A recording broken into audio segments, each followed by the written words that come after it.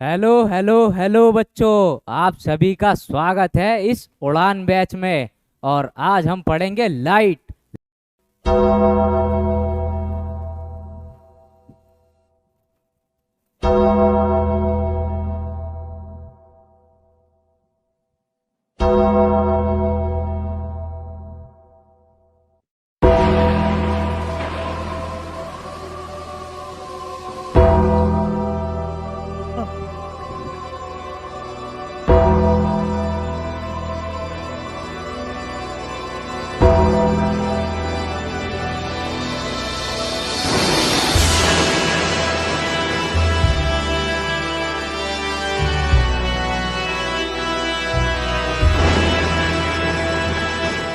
तो कैसे हैं आप सभी लोग। स्वागत है आप सभी का हमारे प्यारे से फिजिक्स वाला के इस प्लेटफॉर्म पर।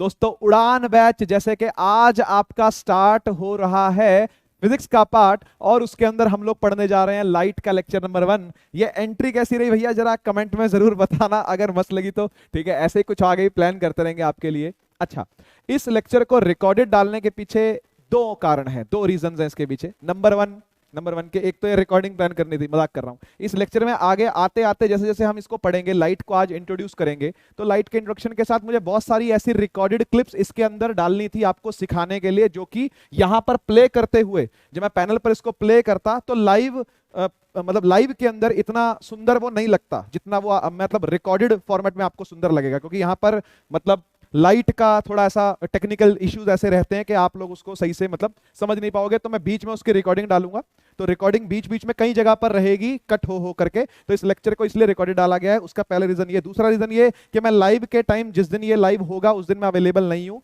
मतलब जहां पर भी हमारा स्टूडियो है उसके नियर बाय मैं अवेलेबल नहीं हूँ, इसीलिए भी इसको रिकॉर्डेड आपको देखना पड़ेगा आज। लेकिन आने वाले जितने भी सेशन होंगे उड़ान के और नीव के भी, यानी जो हमारा 9th का बैच, और ये दोनों साथ साथ स्टार्ट हो रहे हैं, आप जानते हो है ना, उड़ान और नीव।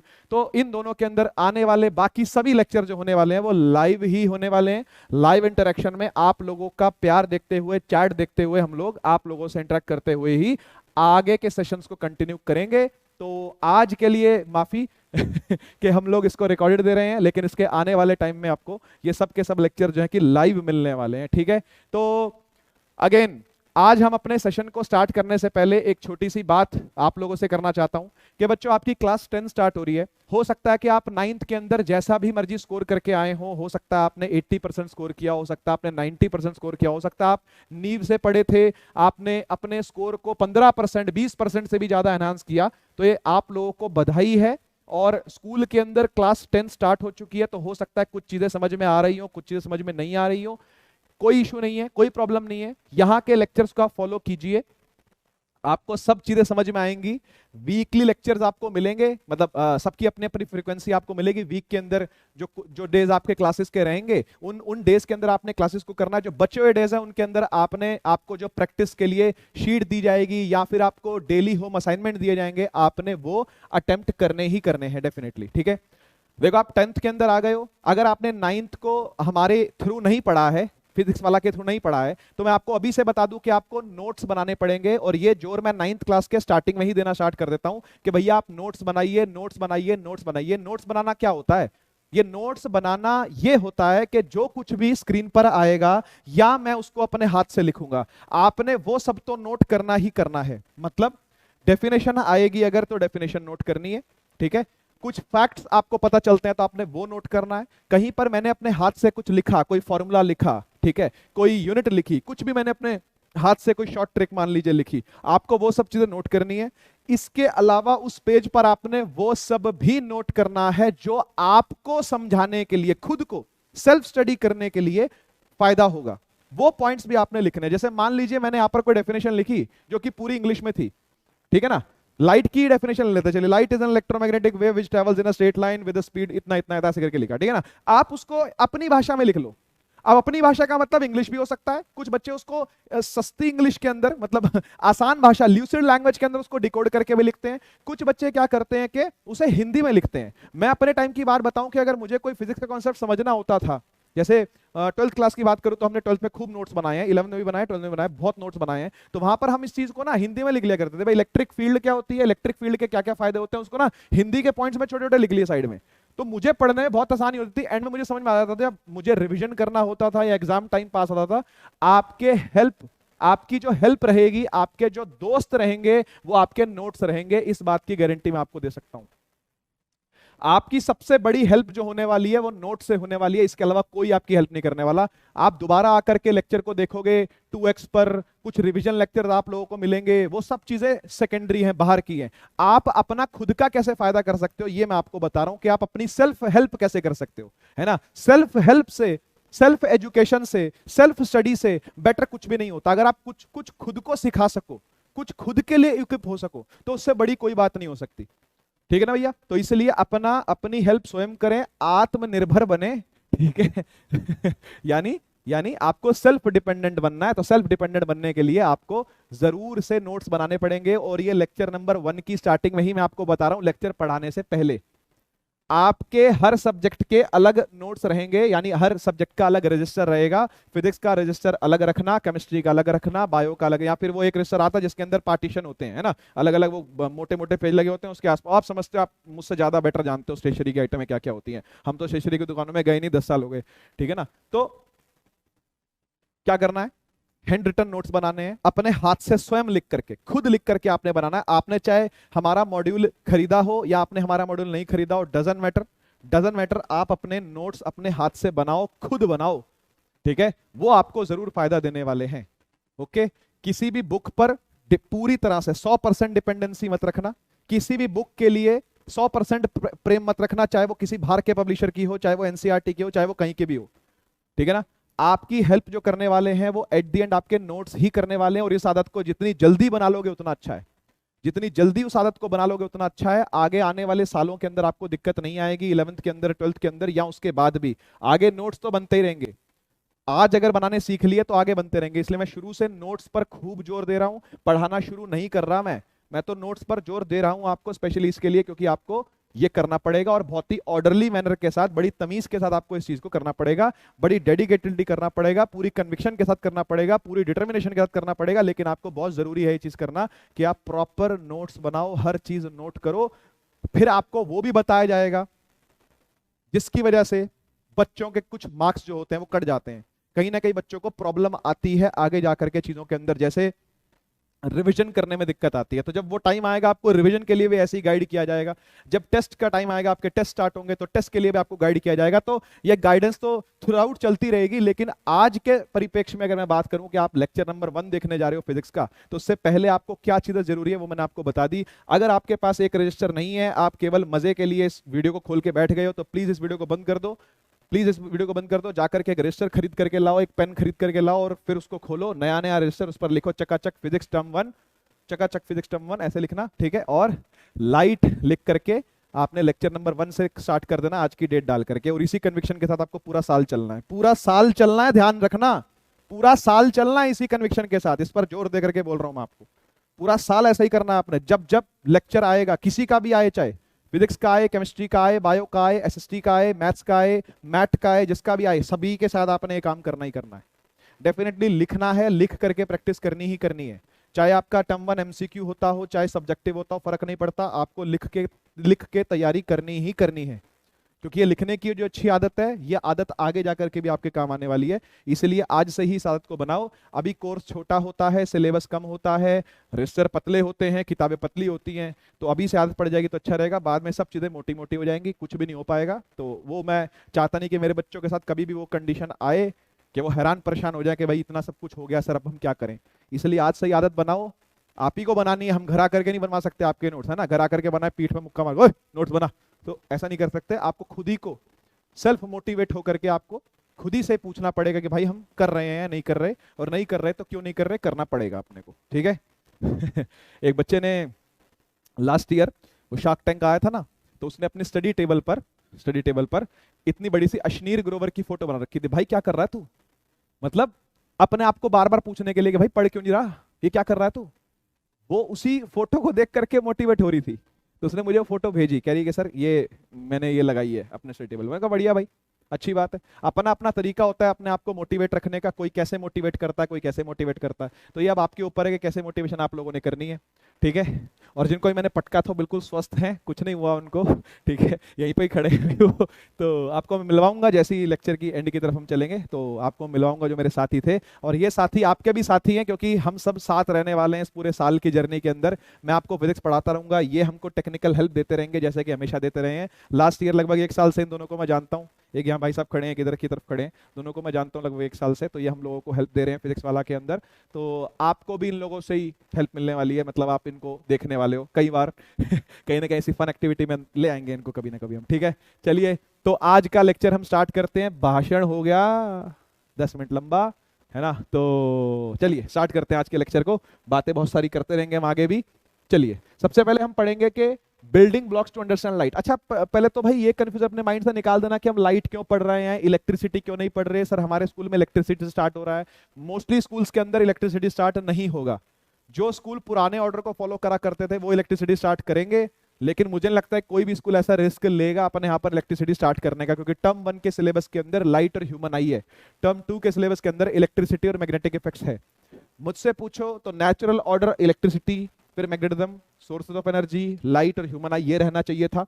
लेकिन एनसीईआरटी ने उसको नहीं माना, सीबीएसई ने उसको नहीं माना। अब ये मत कहना कि सर आप सीबीएसई को रोस्ट कर रहे हो, नहीं कर रहे भाई, नहीं बेइज्जती कर रहे, कोई बात नहीं, उनका अपना तरीका है, तो उनके हिसाब से हमको चलना पड़ता है। पूरा देश उसी के हिसाब से चलता है, तो हमको भी चलना पड़ता है। टर्म 1 के अंदर लाइट है, टर्म 1 के अंदर ह्यूमन आई है, इसलिए लाइट से शुरू कर रहे हैं, ह्यूमन आई से शुरू कर रहे हैं। आगे कुछ चेंजेस होते हैं तो देखेंगे, फिर प्लानर के अंदर चेंजेस करने पड़ेंगे अपने को। लेकिन हाल फिलहाल आपको कुछ पढ़ने के लिए सामग्री देना जरूरी था, तो वो सामग्री आपके लिए आ गई है, इसलिए पढ़ाई स्टार्ट कर दो भाई। टर्म 1 हो टर्म 2 हो फर्क नहीं पड़ता, या टर्म 1 टर्म 2 ही ना हो तो भी कोई फर्क नहीं पड़ता, या बोर्ड्स हो या ना हो ये भी फर्क नहीं पड़ता, पढ़ना तो पड़ेगा। बच्चे मुझसे आकर के पूछ रहे सर 10th का बोर्ड नहीं होगा क्या, हम उड़ान बैच ले लें? बेटा यहाँ पढ़ाई होती है, या हम पढ़ाते हैं, ठीक है ना। या सेकेंडरी चीजें होती हैं वो कि बोर्ड्स की तैयारी हो रही है, या एनटीएससी की तैयारी हो रही है, या आपको मार्क्स आ रहे हैं अच्छे, या आपके मार्क्स आ रहे हैं खराब। वैसे खराब नहीं आते, मोस्टली बच्चों के अच्छे आते हैं यहाँ पे तो ठीक है ना। सिलेक्शन हो रहा, ये सब सेकेंडरी चीजें हैं यार। प्राइमरी चीज ये है कि आप कुछ नॉलेज लेकर के जा रहे हो, उसी का बाय प्रोडक्ट है ये, उसी का बाय प्रोडक्ट है मार्क्स, उसी का बाय प्रोडक्ट है एप्रिसिएशन, उसी का बाय प्रोडक्ट समझते हो ना। एक बनता है मेन प्रोडक्ट। कोई भी केमिकल रिएक्शन होती है, केमिस्ट्री की थोड़ी सी बातें कर लेता हूं आपसे, थोड़ी बहुत आती है मुझको, जरा सी, इतनी नहीं आती जितने यहाँ पर टीचर पढ़ाते हैं, थोड़ी बहुत आती है। लेकिन कि दो रिएक्टेंट अगर रिएक्ट करते हैं तो प्रोडक्ट्स बनते हैं। उसमें से एक प्रोडक्ट होता है जो कि हमारे ज्यादा काम का होता है, उसको बोलते हैं मेन प्रोडक्ट। और जो बचे कुछ प्रोडक्ट होते हैं, गैसेस निकल रही है, मान लो कोई CO2 निकल रही है, किसी में SO2 निकल रही है, किसी में NO2 निकल रही है, किसी में SO2 SO3 दोनों निकल रही है, पड़ी जाएगी रिएक्शन वाली, केमिकल रिएक्शन इक्वेशन के अंदर वाली रिएक्शन है ना। तो दो दो गैसेस निकल रही हैं, किसी के अंदर कोई सॉल्ट बन रहा है, किसी के अंदर कोई प्रेसिपिटेट बन रहा, ठीक है ना। तो वो जो चीजें निकल रही हैं वो काम की कम है, ऐसा नहीं काम की नहीं है, काम की कम है, तो उनको बाय प्रोडक्ट्स बोलते हैं। बाय प्रोडक्ट्स, BY प्रोडक्ट्स, है ना, बाय प्रोडक्ट्स। तो बाय प्रोडक्ट्स भी बनते हैं। तो जो हम आपको ज्ञान दे रहे हैं वो आपके आगे काम आएगा, आगे काम आएगा, हायर स्टडीज के अंदर आपके काम आएगा वो, ठीक है ना। तो वो आपके लिए मेन प्रोडक्ट है कि हाँ यार ये ज्ञान जो हम ले रहे हैं, जो इन्फॉर्मेशन हम ले रहे हैं, इन्फॉर्मेशन प्रोसेस होकर के आगे कहीं ना कहीं बड़े रूप में हमको मिलने वाली है, तो पहले से हमको चीजें आती हूं। ये हो गया इसका मुख्य उद्देश्य, मेन प्रोडक्ट। मेन प्रोडक्ट ये है। बाय प्रोडक्ट क्या है? बाय प्रोडक्ट है इससे आपके अच्छे मार्क्स आएंगे आज के टाइम पे, यूनिट टेस्ट में बढ़िया परफॉर्म करोगे, है ना। अपना फर्स्ट टर्म के टेस्ट में अच्छा परफॉर्म करोगे, आपके जो भी टेस्ट होते हैं ये सब क्या बोलते हैं, FI FT जो भी होता है इसको, है ना, UTPT जो भी बोलते रहो आप इसको, है ना, पीरियोडिक टेस्ट, यूनिट टेस्ट के अंदर अच्छा परफॉर्म करोगे, एप्रिसिएशन मिलेगी, एक और बाय प्रोडक्ट है। घर वाले कुछ रिवॉर्ड दे देंगे, एक और बाय प्रोडक्ट है। किसी को साइकिल मिल जाएगी, किसी को फोन मिल जाता है, किसी को गेम मिल जाती है खेलने को, ये सब आपको बाय प्रोडक्ट मिल रहे हैं, खुशियां मिल रही हैं छोटी छोटी। लेकिन जो मेन खुशी है, जो मेन प्रोडक्ट है, वो आपको इंफॉर्मेशन जो दी जा रही है, जो ज्ञान आपको दिया जा रहा है, वो आपके काम आएगा आगे जाकर के, दैट इज मेन प्रोडक्ट, ठीक है ना। तो बोर्ड होता है या नहीं होता, टर्म 1 में सर ये आ रहा है, ये नहीं आ रहा, हमारे यूनिट टेस्ट में ये आ रहा है, ये नहीं आ रहा, ऐसी बातें कोई फायदा नहीं है करने की, ठीक है ना। क्योंकि हम लोग लेक्चर प्लानर जो आपको शेयर किया गया है उसी के अकॉर्डिंग चलने वाले हैं, ठीक है। कोई मेजर चेंज अगर होता है सीबीएसई की तरफ से तो इसके अंदर कुछ मेजर चेंज लाया जाएगा, अदरवाइज कोई चेंज नहीं लाया जाएगा। इसी फॉर्मेट में आगे बढ़ेंगे जैसा कि लास्ट ईयर भी हम लोग बढ़े थे। I think everything is clear. मेरा दायित्व बनता है आपको ये सब चीजें पहले ही क्लियर कर दूं इस क्लास के स्टार्ट होने से पहले, ठीक है। चलो अब फिर हम स्टार्ट करने जा रहे हैं टर्म 1 का पहला चैप्टर, लाइट। ओके चलो, building blocks to understand light. सबसे पहले लाइट किन किन चीजों से बनी हुई है, क्या बिल्डिंग ब्लॉक्स हैं उसके, है ना, किन से मिलकर के हम चीजों को लाइट कहते हैं, वो समझेंगे लाइट होती क्या है, बेसिक्स है लाइट के, ठीक है। ये रे नेचर ऑफ लाइट यानी ये फोटोन थ्योरी क्या होती है, ये वेव थ्योरी यानी इलेक्ट्रोमैग्नेटिक वेव थ्योरी क्या होती है। लाइट की दो थ्योरियां मानी जाती हैं, एक फोटोन थ्योरी या पार्टिकल थ्योरी, और एक मानी जाती है वेव थ्योरी या रेडिएशन थ्योरी। तो रेडिएशन या वेव बोले, है ना, या मतलब इलेक्ट्रोमैग्नेटिक वेव की तरह लाइट को पढ़ें, है ना, तो इन दोनों में क्या फर्क है उसको भी थोड़ा सा समझेंगे, थोड़ा सा समझेंगे, ज्यादा नहीं थोड़ा सा समझेंगे जितना जरूरी है। उसके बाद हम रिफ्लेक्शन देखेंगे प्लेन मिरर की, और कुछ कुछ न्यूमेरिकल देखेंगे रिफ्लेक्शन पर, लाइट की रिफ्लेक्शन पर कुछ न्यूमेरिकल देखेंगे। तो यस, आज का लेक्चर आपके लिए इंफॉर्मेटिव होने वाला है, इंटरेस्टिंग होने वाला है। एंट्री आप लोगों ने देख ही लिया, धासु झकास ठीक है। तो ऐसे ही आने वाले दिनों में भी हम लोग मचाने वाले हैं, धमाल करने वाले हैं। और फिजिक्स के अंदर तो आपको प्यार होने ही वाला है, इसमें कोई शक नहीं है, इसमें मुझे कोई शक नहीं है, तुम्हें क्या शक होगा, है ना। चलो चलो स्टार्ट करते हैं। देखो भाई, इस रोशनी के अंदर, इस प्रकाश के अंदर इतना रहस्य क्यों छुपा हुआ है इसके अंदर इतना रहस्यमयी चीजें क्या है, why there is so mysterious about light, है ना। लाइट इतनी मिस्टीरियस क्यों है, ऐसी मिस्ट्री क्या है लाइट के बारे में, है ना। केमिस्ट्री तो मिस्ट्री होती ही है बहुत सारे बच्चों के लिए, लेकिन ये लाइट भी क्यों ऐसी मिस्ट्री है कि आपको देखो कितना कितना सुंदर आपको एक आकाश दिख रहा है। शायद आप ये समझ रहे होगे कौन सी इमेज है, इसको बोलते हैं ऑरोरा ऑस्ट्रियालिस, ठीक है। एक होती है ऑरोरा बोरियोलिस दिखती है आपको नॉर्वे के पास, नॉर्थ पोल के पास। ये साउथ पोल वाली इमेज है, साउथ पोल के पास ऐसी, अंटार्कटिका के पास ऐसी इमेजेस आपको दिखती है। ऑस्ट्रियालिस, ऑस्ट्रेलिया के नीचे, ऑस्ट्रेलिया के नीचे साउथ में जाओगे वहां भी शायद आपको ये दिखता हो, ठीक है। तो आपको ये आकाश का रंग है, ये है ना, ये आकाश का रंग है, ये कोई नदी नहीं है, ये आकाश का रंग है ना। ये आसमान का रंग है जो आपको इस तरह का पिंक दिख रहा है ना। तो इसके पीछे रीजन क्या है, तो क्या रीजन, ये आज ही समझ में आ जाएगा, कोई जरूरी नहीं है। मैं तो आपका इंटरेस्ट डेवलप करने के लिए बातें कर रहा हूं। क्या ये रीजन आज ही समझ में आ जाए, क्या मैं आज ही बताने वाला हूं इसके बारे में, नहीं बता सकता आपको, नहीं, आप नहीं जान पाओगे उन चीजों को, और मैं नहीं जानवा भी पाऊंगा उन चीजों को, क्योंकि बहुत सारी ऐसी चीजें जो हायर क्लासेस के अंदर जाकर के आपने पढ़ने। लेकिन हाँ, कुछ इंटरेस्ट तो डेवलप हो ही सकता है आपका लाइट को लेकर के, कि भाई ये हो क्या रहा है, ये हो क्यों रहा है, सर्च करना, जानना, पढ़ना कि क्या होता है, किस तरीके से ये रंग दिखने लगते हैं आकाश के अंदर, वो भी रात को जो काला आकाश है उसके अंदर इस तरह के रंग दिखने स्टार्ट हो जाते हैं, हरे रंग, पीले रंग, है ना, ये गुलाबी आपको रंग दिख रहा है, इस तरीके से कुछ कुछ रंग दिखने स्टार्ट हो जाते हैं, है ना। क्या कारण है इसके पीछे। ऐसे ही एक और इमेज आपको दिख रही है यहाँ पर, इसमें लाइट देखो किस तरीके से बीम बन करके आ रही है, क्या बोलते हैं इसको, कोई बताएगा। किसी ने 9th क्लास अगर अच्छे से पढ़ी होगी तो वो इस बात को बता सकता है कि इसको क्या बोलते हैं, ये क्या फिनोमेना है। इसको कहते हैं टिंडाल इफेक्ट। याद करो, टिंडाल इफेक्ट आप लोगों ने पढ़ा है is matter around us pure के अंदर, वहां आपको जरूर बताया गया होगा कि इस तरीके से बीम दिखती है लाइट की आती हुई। तो यस, ऐसा ही कुछ दिख रहा है यहाँ पर भी, है ना, बीम के फॉर्म में लाइट आती दिख रही है, और कहीं पर है, कहीं पर शेडो है, फिर दिख रही है, फिर कहीं नहीं दिख रही, फिर कहीं दिख रही है, फिर कहीं नहीं दिख रही। तो इस तरीके से बहुत ही सुंदर प्रकृति जो है ये हमारी, ये जो सुंदर नेचर है हमारा, वो अलग अलग तरीके से, रहस्यमय तरीके से लाइट को हमें शो करता है, और हम बस हैरान ही होते रहते हैं कि भाई चीजें हो क्या रही है ना। ये हैरान ही करती है, ये हमको और ज्यादा उकसाती है चीजों के बारे में जानने के लिए। मुझे तो उकसाती है, आपको भी उकसाएंगे अगर आप चीजों को एक बार देखोगे तो, है ना। पहले एक बार देखो तो सही, फिर शायद आपको उसके बारे में जानने का मन करे, है ना। एक तीसरी इमेज आप यहां पर देख रहे हो, इस लड़की का पेट नहीं है है ना, इस लड़की का पेट नहीं है, इसका ये टॉर्सो इसका पूरा मिसिंग है क्या, ऐसा ही है क्या, टॉर्सो मिसिंग है क्या इसका, नहीं, टॉर्सो तो मिसिंग नहीं है इसका। इसने आगे एक मिरर पकड़ा हुआ है ना, इसने आगे एक मिरर पकड़ा हुआ, और उस मिरर से ये सामने वाली ग्राउंड की इमेज ले रही है, और वो रिफ्लेक्ट होकर के आपकी आंखों में जा रही है। तो ऐसा लग रहा है कि पीछे के साथ मैच हो रही है ना, ये पूरा एक साथ ऐसे मैच हो रहा है, यहाँ ये पूरा मैच हो रहा है पीछे के साथ, इसलिए ऐसा लग रहा है कि भाई, तो एक फोटोग्राफी है ये, अच्छी लेवल की एक फोटोग्राफी है ये, जिसके अंदर आपको ये दिख रहा है कि भाई ऐसे एंगल से फोटो ली गई है, और ऐसे एंगल पर इसने शीशा पकड़ा है बच्ची ने, कि इसका टॉर्सो पूरा इनविजिबल हो गया है, सिर्फ इसके टांगे और इसका मुंह दिख रहा है आपको, और हाथ दिख रहे हैं जो कि शीशे के ऊपर पकड़े हुए हैं। वो भी ना दिखे तो फिर तो बंदा घबरा ही जाए कि भाई ये हुआ क्या। अगर ये हाथ भी ना इसके दिखे तो बंदा घबरा ही जाए कि भाई ये हुआ क्या, कहाँ गया इसका शरीर ये ठीक है ना। तो ऐसे बहुत सारे रहस्य छुपे हैं लाइट के अंदर। ये तो मैं एक छोटे छोटे 3 एग्जांपल आपके सामने लेकर के आया हूं कि यह मिस्टीरियस नेचर कैसे है लाइट का, why light is so mysterious. आगे सुनते हैं, आगे देखते हैं और क्या क्या है। हाँ जी, तो ये आपके सामने जो एक पर्दा सा आया है ना, रंग बिरंगा पर्दा, ठीक है। आप इसके ऊपर अपनी नजरें दौड़ाओ, जरा अपनी आंखें दौड़ाओ इसके ऊपर, जरा दौड़ाओ, left to right, right to left, ऊपर नीचे, साइडवेज, सब तरफ से अपनी आंखें दौड़ाओ। तो आपको ऐसा लगेगा कि ये इस तरह से लहर रहा है, इस तरह से लहरता हुआ दिखेगा आपको, ऐसे लहरता हुआ दिखेगा। बोलो दिख रहा है नहीं दिख रहा है ना? ऐसा लग रहा है ना कि ऊपर नीचे है, कहीं कहीं से नीचे दबा हुआ है, कहीं कहीं से ऊपर है, ऐसा लग रहा है ना। लेकिन मैं आपको एक बात बता दूं पूरी गारंटी के साथ कि हर रेक्टेंगल की लेंथ समान है। हर रेक्टेंगल, ये जो राउंडेड शेप के रेक्टेंगल बन रखे हैं, राउंडेड रेक्टेंगल्स हैं, इन सब की शेप समान है। इसमें से एक भी बड़ा एक भी छोटा नहीं है। लेकिन आपको ऐसा देख करके लग रहा है कुछ पतले हो रहे हैं कुछ मोटे हो रहे हैं, हाँ कि ना?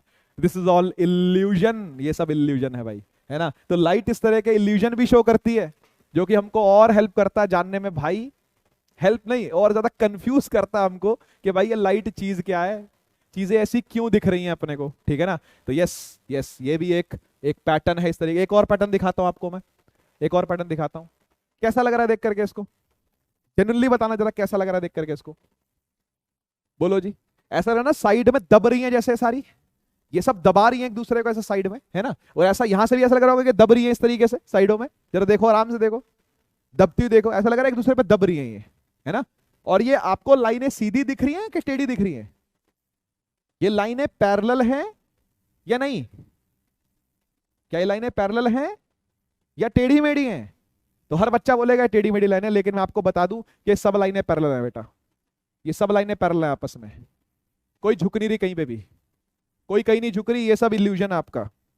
एक और इल्यूजन है ये, आपकी आंखों का धोखा है ये, आपकी आंखों का धोखा है। पूरा ऐसा ही है। नीचे से देखो जरा, नीचे देखो, जैसी ईंटें यहाँ लगी हुई है वैसी ईंटें यहाँ भी लगी हुई है, ऐसी यहाँ लगी हुई है, white white black white black, यहाँ भी ऐसी white black white black white black, यहाँ भी ऐसी वाइट ब्लैक। लेकिन ऐसा लगता है कि साइडों में दब रही हैं। ये सब पैरेलल लाइंस नहीं है, जबकि ये पैरेलल लाइंस हैं। ये सब की सब लाइंस पैरेलल हैं। ठीक है ना? तो ये एक और प्यारी सी चीज है लाइट के अंदर, जो कि अपने को इल्यूजन क्रिएट करते हैं। एक और देख सकते हो आप, बहुत सारे ऐसे पैटर्न आज मैं लेकर के आया हूं। अपनी आंखें दौड़ाना जरा इस पर, आप जिस पर भी टिका लोगे आंखें, जिस पर भी टिका लोगे आंखें, आपको बाकी सब घूमते हुए दिखेंगे। फिर किसी और पर टिका लोगे, बाकी घूमते दिखेंगे। छोटे पर टिका लो, बड़ा घूमता दिखेगा, बड़े पर टिका लो, छोटा घूमता दिखेगा। ठीक है ना? आप जो अपनी, मुझे खुद लग रहा है यहां से लग रहा था, आपको तो लगेगा ही लगेगा डेफिनेटली, है कि नहीं? है कि नहीं? तो ये आपको घूमते घूमते स्पाइरल चौका, एकदम आपको चौंका देंगे, है ना? दिमाग की दही जो होती है वो बिगड़ जाती है। ऐसा ऐसा हो जाता है इसको देख करके, है ना? तो yes yes yes, light is somehow mysterious. आइए बात करते हैं लाइट। ये सब जो चीजें थी, ये एक इल्यूजन था, ये एक इल्यूजन देखा, ये एक इल्यूजन देखा, यहां भी आपको एक इल्यूजन देखने को मिल रहा है, यहां अलग अलग फिनोमिना देखने को मिल रहे हैं आपको लाइट के, है ना? क्या ये सारे इल्यूजन, क्या ये सारी बातें, क्या मैं आपको ये समझा दूंगा? क्या आपको ये आज समझ में आ जाएगा? नहीं आएगा, नहीं आएगा, आज नहीं आएगा, आज नहीं आएगा। बस ये आपकी क्यूरियोसिटी को बढ़ाने की चीजें थी, ठीक है? ताकि आप लाइट के बारे में कम से कम उत्सुक तो हो जाओ, उत्सुकता तो बढ़ जाए यार, ये कैसे दिख रही है चीजें यार, ये, है ना? ये ऑप्टिकल इल्यूजन होता क्या है? हो सकता है आधे से ज्यादा बच्चे इस बात को सर्च भी करके देखें, उनको पता भी ना हो कि ऑप्टिकल इल्यूजन नाम की कोई चीज होती है। सर्च करे जा करके गूगल पर व्हाट इज ऑप्टिकल इल्यूजन, फिर अलग अलग ऑप्टिकल इल्यूजन आएंगे, उसका एनालिसिस भी दिया हुआ है प्रॉपर। शायद आपको वो समझ में आए, शायद आपको समझ में ना आए, शायद ये चीजें 12th में भी ना समझ में आए, शायद ये चीजें हायर लेवल पर समझ में आ सके तो आ सके, जब तक आप उस ऑप्टिकल इंजीनियरिंग के अंदर नहीं जा रहे हैं, उस पर्टिकुलर इंजीनियरिंग को आप फॉलो नहीं कर रहे, ठीक है ना? तो लेट अस सी क्या होता है, ठीक है? बस मैंने तो आपके मन में एक बीज बोना था, जो कि मुझे लगता है कि मैंने बो दिया, समझाने के लिए आपको, बताने के लिए आपको कि कैसी रहस्यमय चीज है लाइट, कैसी मिस्टीरियस चीज है लाइट, ठीक है? तो चलिए आगे सुनते हैं हम। देखो दो तरीके के ऑब्जेक्ट्स होते हैं, दो तरीके के ऑब्जेक्ट्स होते हैं, एक होते हैं ल्यूमिनस, एक होते हैं नॉन लुमिनस, लुमिनस और non luminous. Luminous objects 8th में पढ़े हुए हैं आपने, ये कोई नई चीज नहीं है आपके लिए, यस, लेकिन फिर भी लुमिनस ऑब्जेक्ट्स क्या होते हैं? लुमिनस ऑब्जेक्ट्स वो होते हैं जिनकी अपनी रोशनी होती है, जो स्वयं का प्रकाश देने के मतलब वो होते हैं, मतलब जिनको जो स्वयं का प्रकाश जनरेट कर सकते हैं, अपने अंदर की केमिकल एनर्जी को कन्वर्ट करते हैं किसके अंदर? लाइट एनर्जी के अंदर। अपने अंदर की केमिकल एनर्जी को या इलेक्ट्रिक एनर्जी को या न्यूक्लियर एनर्जी को कन्वर्ट करते हैं किसमें? लाइट एनर्जी के अंदर। जैसे सन है, क्या ये लुमिनस ऑब्जेक्ट है? क्या इसका प्रकाश इसका अपना है? बिल्कुल इसका अपना है। कैसे आया? अंदर के न्यूक्लियर रिएक्शंस की वजह से आया। अंदर हो रहे थे हाइड्रोजन का फ्यूजन हीलियम में, और हीलियम का टूटना हाइड्रोजन के अंदर। ये हाइड्रोजन हीलियम के जो फिजन फ्यूजन रिएक्शंस चल रहे थे, जो कि न्यूक्लियर रिएक्शन होते हैं, उनके कारण से, वो न्यूक्लियर रिएक्शनों से क्या पैदा हुई, लाइट पैदा हुई, लाइट निकली उनसे, रेडिएशन निकला उनसे, तो that is visible to us as light. वो लाइट की तरीके से हमको दिखता है। तो यहां पर न्यूक्लियर एनर्जी चेंज हो रही है लाइट एनर्जी के अंदर, ठीक है। ऐसी दूसरा एग्जांपल देख सकते हो आप, इसने अपने हाथ में कैंडल पकड़ी हुई है और ये कैंडल जल रही है, ये कैंडल जल रही है। कैंडल क्यों जल रही है भाई? क्या ये प्रकाश इसका अपना है? क्या ये रोशनी इसकी अपनी है? क्या ये लाइट इसकी अपनी है? बिल्कुल इसकी अपनी है। कैसे अपनी है सर? क्योंकि ये अपनी इंटरनल एनर्जी की वजह से, जो इसके अपने अंदर की एनर्जी है, यानी केमिकल एनर्जी, केमिकल जल रहा है ना, कार्बन जल रहा है भाई। मोम पिघलने का मतलब होता है, मोम के जलने का मतलब यानी वैक्स के जलने का मतलब होता है कार्बन का जलना। इसके अंदर कई सारे एल्केन, एल्कीन, एल्काइंस होते हैं, पढ़ना जाकर के कार्बन कंपाउंड जब चैप्टर आएगा तब। तो इसके अंदर कई सारे एल्केन, एल्कीन, एल्काइंस हैं जो कि जल रहे हैं, और उनकी केमिकल एनर्जी किस में चेंज हो रही है? किस में चेंज हो रही है? लाइट एनर्जी के अंदर चेंज हो रही है। तो यस यहां पर क्या हो रहा है? यहां पर chemical energy is converted into light energy. यहां क्या हो रहा था? Nuclear energy is converted into light energy. तो इसकी अपनी अंदर की एनर्जी जो थी वो खप रही है ना, और वो खप करके क्या बन रही है? लाइट एनर्जी बन रही है। तीसरा एग्जांपल देखो भाई, ये क्या है? बल्ब है, और बल्ब क्या दे रहा है? रोशनी दे रहा है। बल्ब क्या दे रहा है? रोशनी दे रहा है। कैसे दे रहा है रोशनी? क्या ये प्रकाश इसका अपना है? सवाल पूछो, खुद से सवाल पूछो, क्या ये प्रकाश इसका अपना है? बिल्कुल अपना है। कैसे अपना है भाई? अपनी एनर्जी जो इसके पास पहुंची, कौन सी? इलेक्ट्रिकल। उससे फिलामेंट गर्म हुआ। ये जो फिलामेंट होता है इसके अंदर टंगस्टन का होता है, ये शायद आपको ये बात पता हो, शायद आपको ना पता हो, कोई बात नहीं। ये टंगस्टन का होता है। टंगस्टन पहले गर्म होगा। गर्म होने का मतलब हुआ थर्मल एनर्जी आना, हाँ की ना? थर्मल एनर्जी आना, और थर्मल से कन्वर्ट हुई कौन सी? Light energy. तो इलेक्ट्रिकल से थर्मल, थर्मल से लाइट, अंततः क्या हुआ? लाइट एनर्जी के फॉर्म में आपको दिख रही है। तो ये इसकी खुद की एनर्जी है भाई। फिलामेंट को जलना पड़ रहा है, फिलामेंट को गर्म होना पड़ रहा है, गर्म होकर के वो चस रहा है, और चस करके, चसना मतलब प्रकाश, रोशनी निकालना, तो रोशनी इसलिए निकल रही है इसमें से। सही बात है ना भाई? तो ये सब कारण है जिनकी वजह से हम बोलेंगे कि ये तीनों ऊपर के जो हैं ये लुमिनस है। ये ऊपर के तीनों क्या हैं? लुमिनस ऑब्जेक्ट्स हैं, ठीक है। अब नॉन लुमिनस कौन से होते हैं? वो जिनका अपना प्रकाश नहीं होता। तो फिर सर, तो क्या वो दिखेंगे नहीं? क्या दिखेंगे या नहीं दिखेंगे वो बात की बात है। कोई चीज दिखेगी या कोई चीज नहीं दिखेगी उसकी चर्चा आगे करेंगे हम, कि कोई चीज कब दिखेगी कब नहीं दिखेगी, वो चर्चा आगे करेंगे। लेकिन फिलहाल के लिए हम ये बात कर रहे हैं कि किसका अपना प्रकाश है और किसका अपना प्रकाश नहीं है। जैसे इसका अपना प्रकाश नहीं होता, इसकी अपनी कोई रोशनी नहीं होती। जैसे टेबल हो गई, चेयर हो गई, ये पेन हो गया, ये शर्ट हो गई, ये स्किन हो गई, वगैरह वगैरह, इनकी अपने टेबल, चेयर वगैरह, दीवारें, है ना, ये सब जो चीजें, पंखा, है ना, ये सब जो चीजें, ये सब क्या है? नॉन लुमिनस चीजें हैं जिनका अपना प्रकाश नहीं होता, जो अपने अंदर की एनर्जी को कन्वर्ट नहीं कर पाते लाइट के अंदर। सिंपल सा लॉजिक ही है, सिंपल सा लॉजिक है पहचानने का कि कौन लुमिनस है, कौन नॉन लुमिनस है। आगे बढ़ते हैं और बातें करते हैं। देखो, आगे बढ़ने से पहले आपको एक बात का जवाब देना पड़ेगा कि ह्यूमन बॉडी, मैं और आप, ह्यूमन बॉडी लुमिनस है या नॉन लुमिनस है? ह्यूमन बॉडी लुमिनस है या नॉन लुमिनस है? भाई तुम तो नॉन लुमिनस हो, लेकिन मैं लुमिनस हूं। क्यों? ज्ञान का प्रकाश निकल रहा है इसलिए। मजाक कर रहा हूं, मजाक कर रहा हूं, लेकिन ये सच बात है कि, ये सच बात है कि बॉडी, ह्यूमन बॉडी क्या होती है? लुमिनस होती है कि नॉन लुमिनस होती है? लुमिनस होती है। लेकिन क्या उसका प्रकाश दिखता है अपने को? नहीं दिखता, कम कम निकलता है रेडिएशन। निकलता तो है, कम कम रेडिएशन निकलता है। ये देखो, ये देखो, ये एक इंसान है, ठीक है, जिंदा मर गया पता नहीं, लेकिन मुझे जिंदा ही लग रहा है ना। तो इसका क्या कर रखा है? थर्मल डिटेक्शन करके इसका थर्मोग्राफ बना रखा है। इसको बोलते हैं थर्मोग्राफ बनाना, कि बॉडी कितनी गर्म है, किस साइड से ज्यादा गर्म है। तो जहां पर टेम्परेचर बढ़ता है वहां पर लाल निशान आते हैं, जैसे ये इसके लाल निशान आ रहे हैं, ठीक है ना। तो जहां टेम्परेचर ज्यादा होगा वहां लाल निशान दिखेंगे। इसको बोलते हैं थर्मल डिटेक्शन। थर्मल डिटेक्शन से डिटेक्ट करते हैं कोई दूर की चीज जिंदा है या मर गई है। मर गई होगी तो ठंडी पड़ गई होगी, ठंडी पड़ गई होगी तो ऐसा नीला रंग डोमिनेट करता है, इस तरीके से, ठीक है ना। लेकिन अगर वो जिंदा है अभी तो लाल रंग डोमिनेट करता है। इस तरीके से कुछ कुछ इसके पैरामीटर्स रहते हैं। मुझे एग्जैक्टली नहीं पता कि थर्मो डिटेक्टर्स कैसे काम करते हैं, लेकिन ये है थर्मो डिटेक्शन, इतना मैं कंफर्म बोल रहा हूं आपको, है ना। तो थर्मो डिटेक्टर क्या कर रहा है? वो भी लाइट से पकड़ रहा है, जो रेडिएशन निकल रहा है बॉडी में से उसको पकड़ के देख रहा है ना। जैसे नाइट विजन गॉगल्स देखे होंगे आपने, सीओडी खेली होगी, कॉल ऑफ ड्यूटी खेली है ना, बड़े बड़े तेज हो तुम, कॉल ऑफ ड्यूटी तुमने खेली होगी, है ना। उसके अंदर क्या करते हैं? थर्मल, वो नाइट विजन गॉगल लगाते हैं। वो भी ऐसी काम करता है। भाई रात में कैसे कोई चीज चमकेगी बताओ? रात में कैसे? सूरज है नहीं, चांद है नहीं, रात के अंदर आप किसी को देख रहे हो, कोई आतंकवादी छुपा हुआ मान लो उसके अंदर, तो उसके शरीर से जो रेडिएशन निकल रहा है ना, वो कहीं ना कहीं पकड़ में आता है। उससे कुछ ना कुछ आकृति बनती है कि भाई यहां पर कोई है, ठक गोली मार देंगे उसको। ऐसे ही पकड़ा था उसामा बिन लादेन को भी, है ना, नेवी सील्स ने, जो अमेरिकन यूएस नेवी सील्स थे, उन्होंने ऐसे ही पकड़ा था। वो लगा के चले गए थे अपना थर्मल डिटेक्टर लगा के चले गए थे आंखों पर, और उससे पता चल गया भाई ये जो इंसान है इतने हाइट लंबा है, उसको पूरा डिटेक्ट किया कि भाई हाँ ये 6 फीट 4 इंचेस है, ये जितना भी था ओसामा बिन लादेन की जो भी हाइट थी वो किया, आइडेंटिफाई किया उसको, ठक सीधी यहाँ गोली मारी उसके, ऐसे, है ना। तो इस तरीके से डिटेक्ट हो जाता है अंधेरे के अंदर भी इंसान की अंदर की रेडिएशन से, जो रेडिएशन निकल रहा है, गर्मी निकल रही है, जो वो गर्मी जो रेडिएशन होता है वो ईएम वेव ही होती है, इलेक्ट्रोमैग्नेटिक लाइट की वेव ही होती है वो, ठीक है ना, रेडिएशन जो निकलता है। तो पढ़ेंगे उसको आगे जाकर के, कोई अभी कोई जल्दी नहीं है कि मैं दोनों चीजों को कंबाइन करवा दूं कि हीट का रेडिएशन जो निकल रहा है वो लाइट के बराबर ही है, ये बातें आज करने वाली नहीं है। अच्छा ये चांद है, ये चांद है ना, ये चांद का क्या प्रकाश अपना खुद का है? आप सभी जानते हो नहीं, चांद का अपना खुद का प्रकाश नहीं है, धरती का अपना खुद का प्रकाश नहीं होता, है ना। ये कैसे दिख रही है, ये कैसे विजिबल है? क्योंकि सन की लाइट इनके ऊपर आकर के पड़ रही है, तो कोई लुमिनस जो होगा वो नॉन लुमिनस को क्या करेगा? चमकाएगा, है ना। जैसे मैंने बोला तुम लोग नॉन लुमिनस हो, मैं लुमिनस हूं, क्योंकि मैं तुम्हारा ज्ञान चमकाऊंगा, क्योंकि मैं तुमको ज्ञान दूंगा।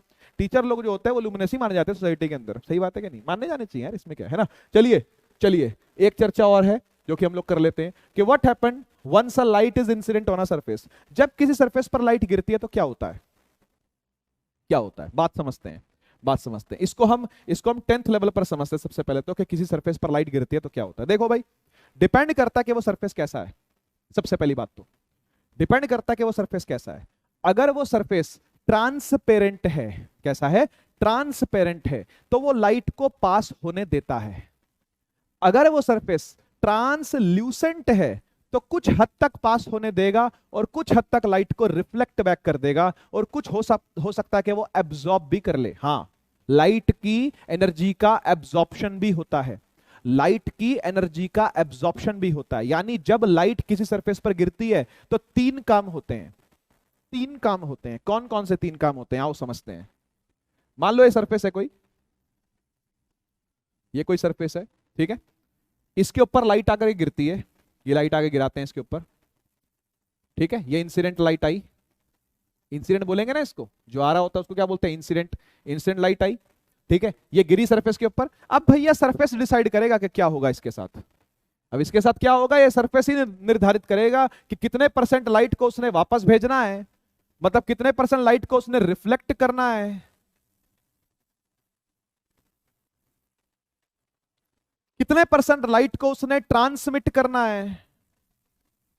ट्रांसमिट, ट्रांसमिशन, आर पार करना कह सकते हो आप इसको, है ना। कितने % लाइट उसने आर पार करनी है, कितने % लाइट उसने रिफ्लेक्ट करनी है, और कितने % लाइट उसने अपने अंदर एब्जॉर्ब कर लेनी है, एब्जॉर्ब कर लेनी है। ये कौन डिसाइड करेगा? ये तो सरफेस ही डिसाइड करेगा भाई, ठीक है ना, ये तो सरफेस ही डिसाइड करेगा। तो सरफेस कई कई तरह के होते हैं, बहुत तरह के सरफेस है। जैसे मैं आपको एग्जांपल देता हूं,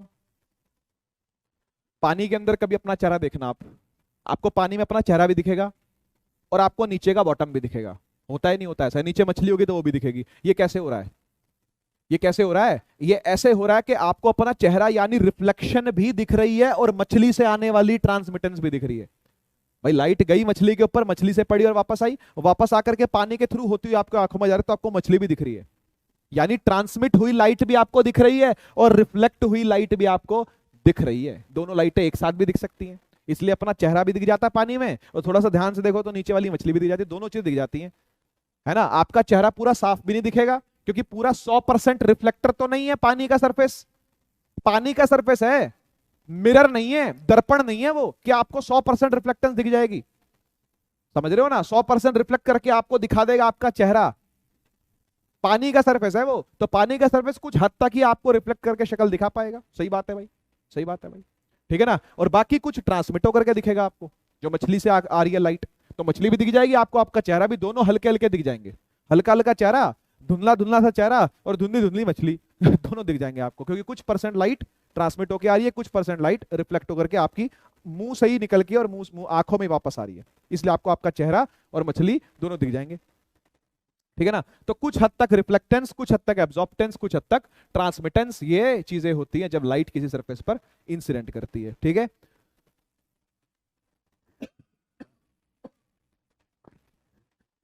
देखो भाई, ऑप्टिकल ऑब्जेक्ट 3 तरह के होते हैं, सरफेसेस बोल सकते हैं 3 तरह के होते हैं। पहला ट्रांसपेरेंट, दूसरा ट्रांसलूसेंट, तीसरा ओपेक।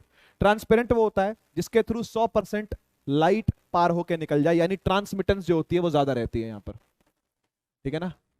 लाइट की ट्रांसमिटेंस ज्यादा होती है, ट्रांसमिटेंस समझ गए ना, आर पार निकल के जाना। तो ट्रांसपेरेंट है तो आर पार निकल के जाएगी, ठीक है ना, ट्रांसपेरेंट है तो आर पार निकल के जाएगी, इसलिए आपको देखो अंदर पहाड़, वहां चूहा बिल्ली जो भी है वो सब आपको पार होकर के दिखेगा लाइट के अंदर से, विंडो के अंदर से, ठीक है ना। अब विंडो भाई थोड़ी सी धुंधली है, थोड़ी सी गंदी हो गई है मान लो, है ना, या ओस जम गई है मान लो उसके ऊपर, है ना, मॉइस्चर जम गया उसके ऊपर, तो क्या होगा, तो इस तरीके से दिखेगा, ट्रांसलूसेंट दिखेगा। इसका मतलब क्या है,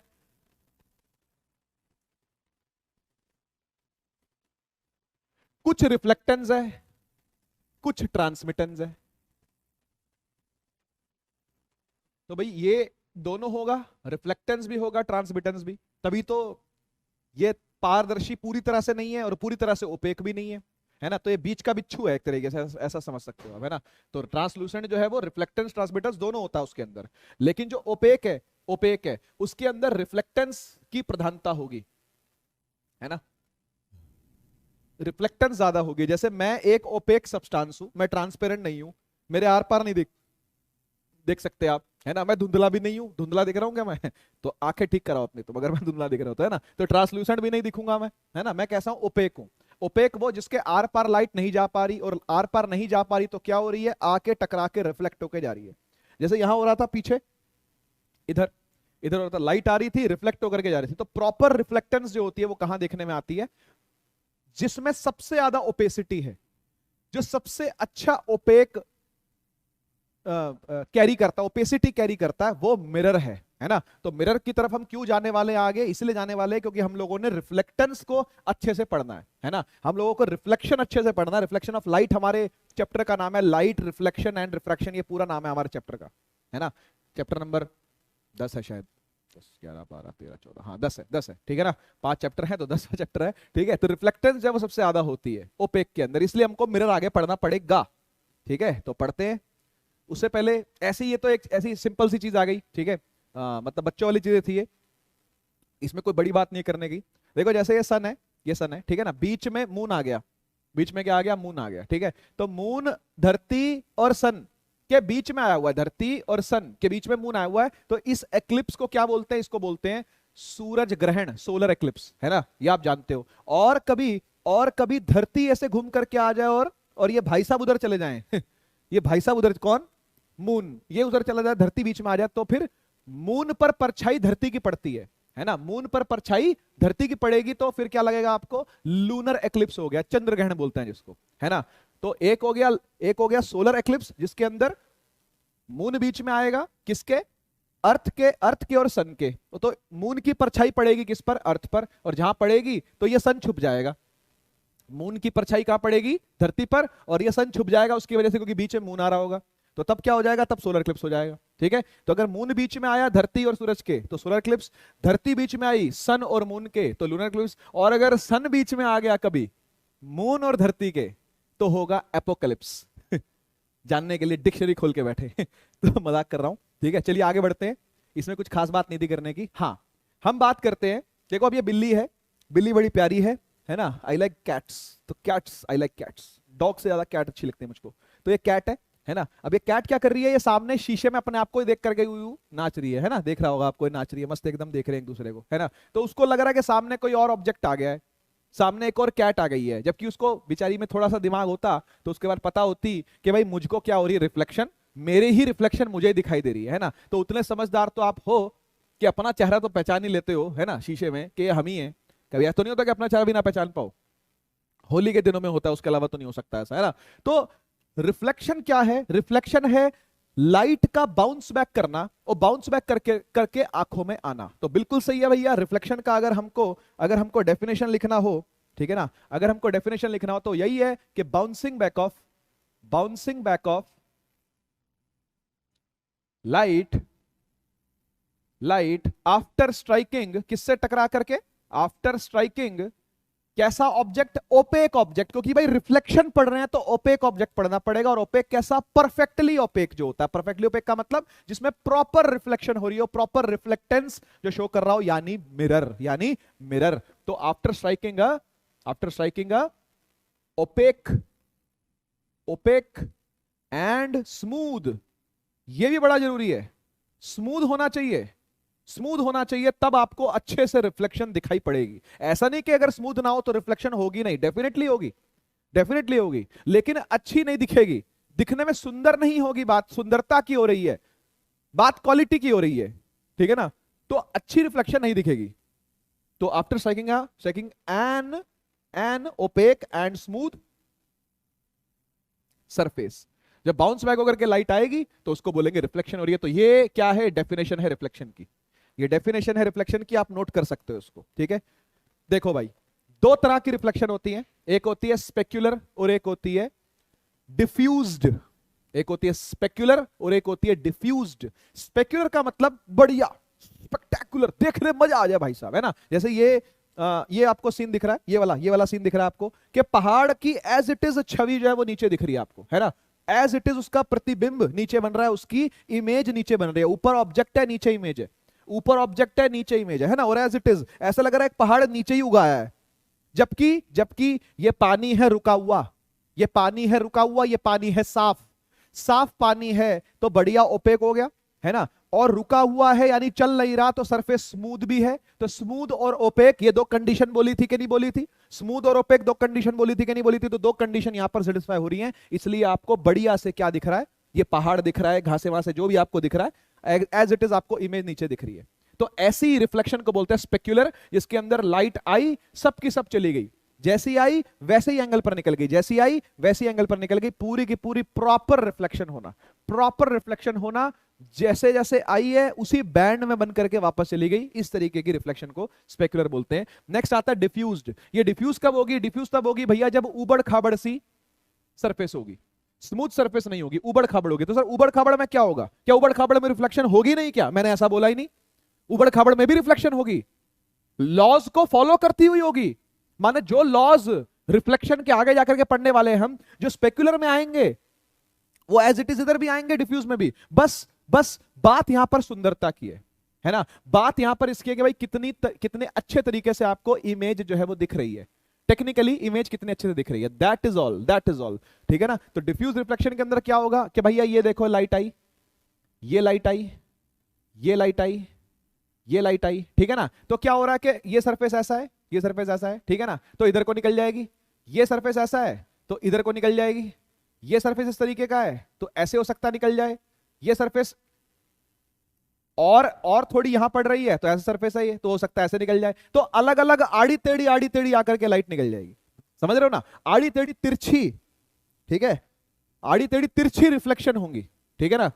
तो इस तरीके का कि भाई एक प्रॉपर बीम के फॉर्म में आती, बीम के फॉर्म में निकल जाती, जैसा यहां पर हो रहा था ऐसा यहां पर देखने में नहीं आ रहा। जैसे ये एक इमेज है मंदिरों की, अयोध्या का घाट है ये, है ना। तो यहां पर आप देख सकते हो जो ये मंदिर बने हुए हैं घाट पर, वो बहुत अच्छी रिफ्लेक्शन नहीं दिख रही आपको पानी के अंदर, है ना, क्योंकि पानी खड़ा हुआ नहीं है, ये पानी रुका हुआ नहीं है। नाव वाव चलती है तो पानी हिलता है, हवा चलती है तो पानी हिलता है, तो पानी हिल रहा है तो ये सरफेस जो है वो स्मूथ नहीं है, सरफेस उबड़ खाबड़ है। उबड़ खाबड़ सरफेस होने की वजह से इस तरह की रिफ्लेक्शन हो रही है। रिफ्लेक्शन हो तो रही है, मैं नहीं कह रहा रिफ्लेक्शन, देखो रिफ्लेक्शन हो तो रही है, लेकिन लाइट तितर बितर हो रही है। तितर बितर समझते हो ना, आ करके गिरी और एक प्रॉपर फॉर्म के अंदर नहीं निकली, यहां वहां को निकल गई, स्प्रेड हो गई लाइट आकर के।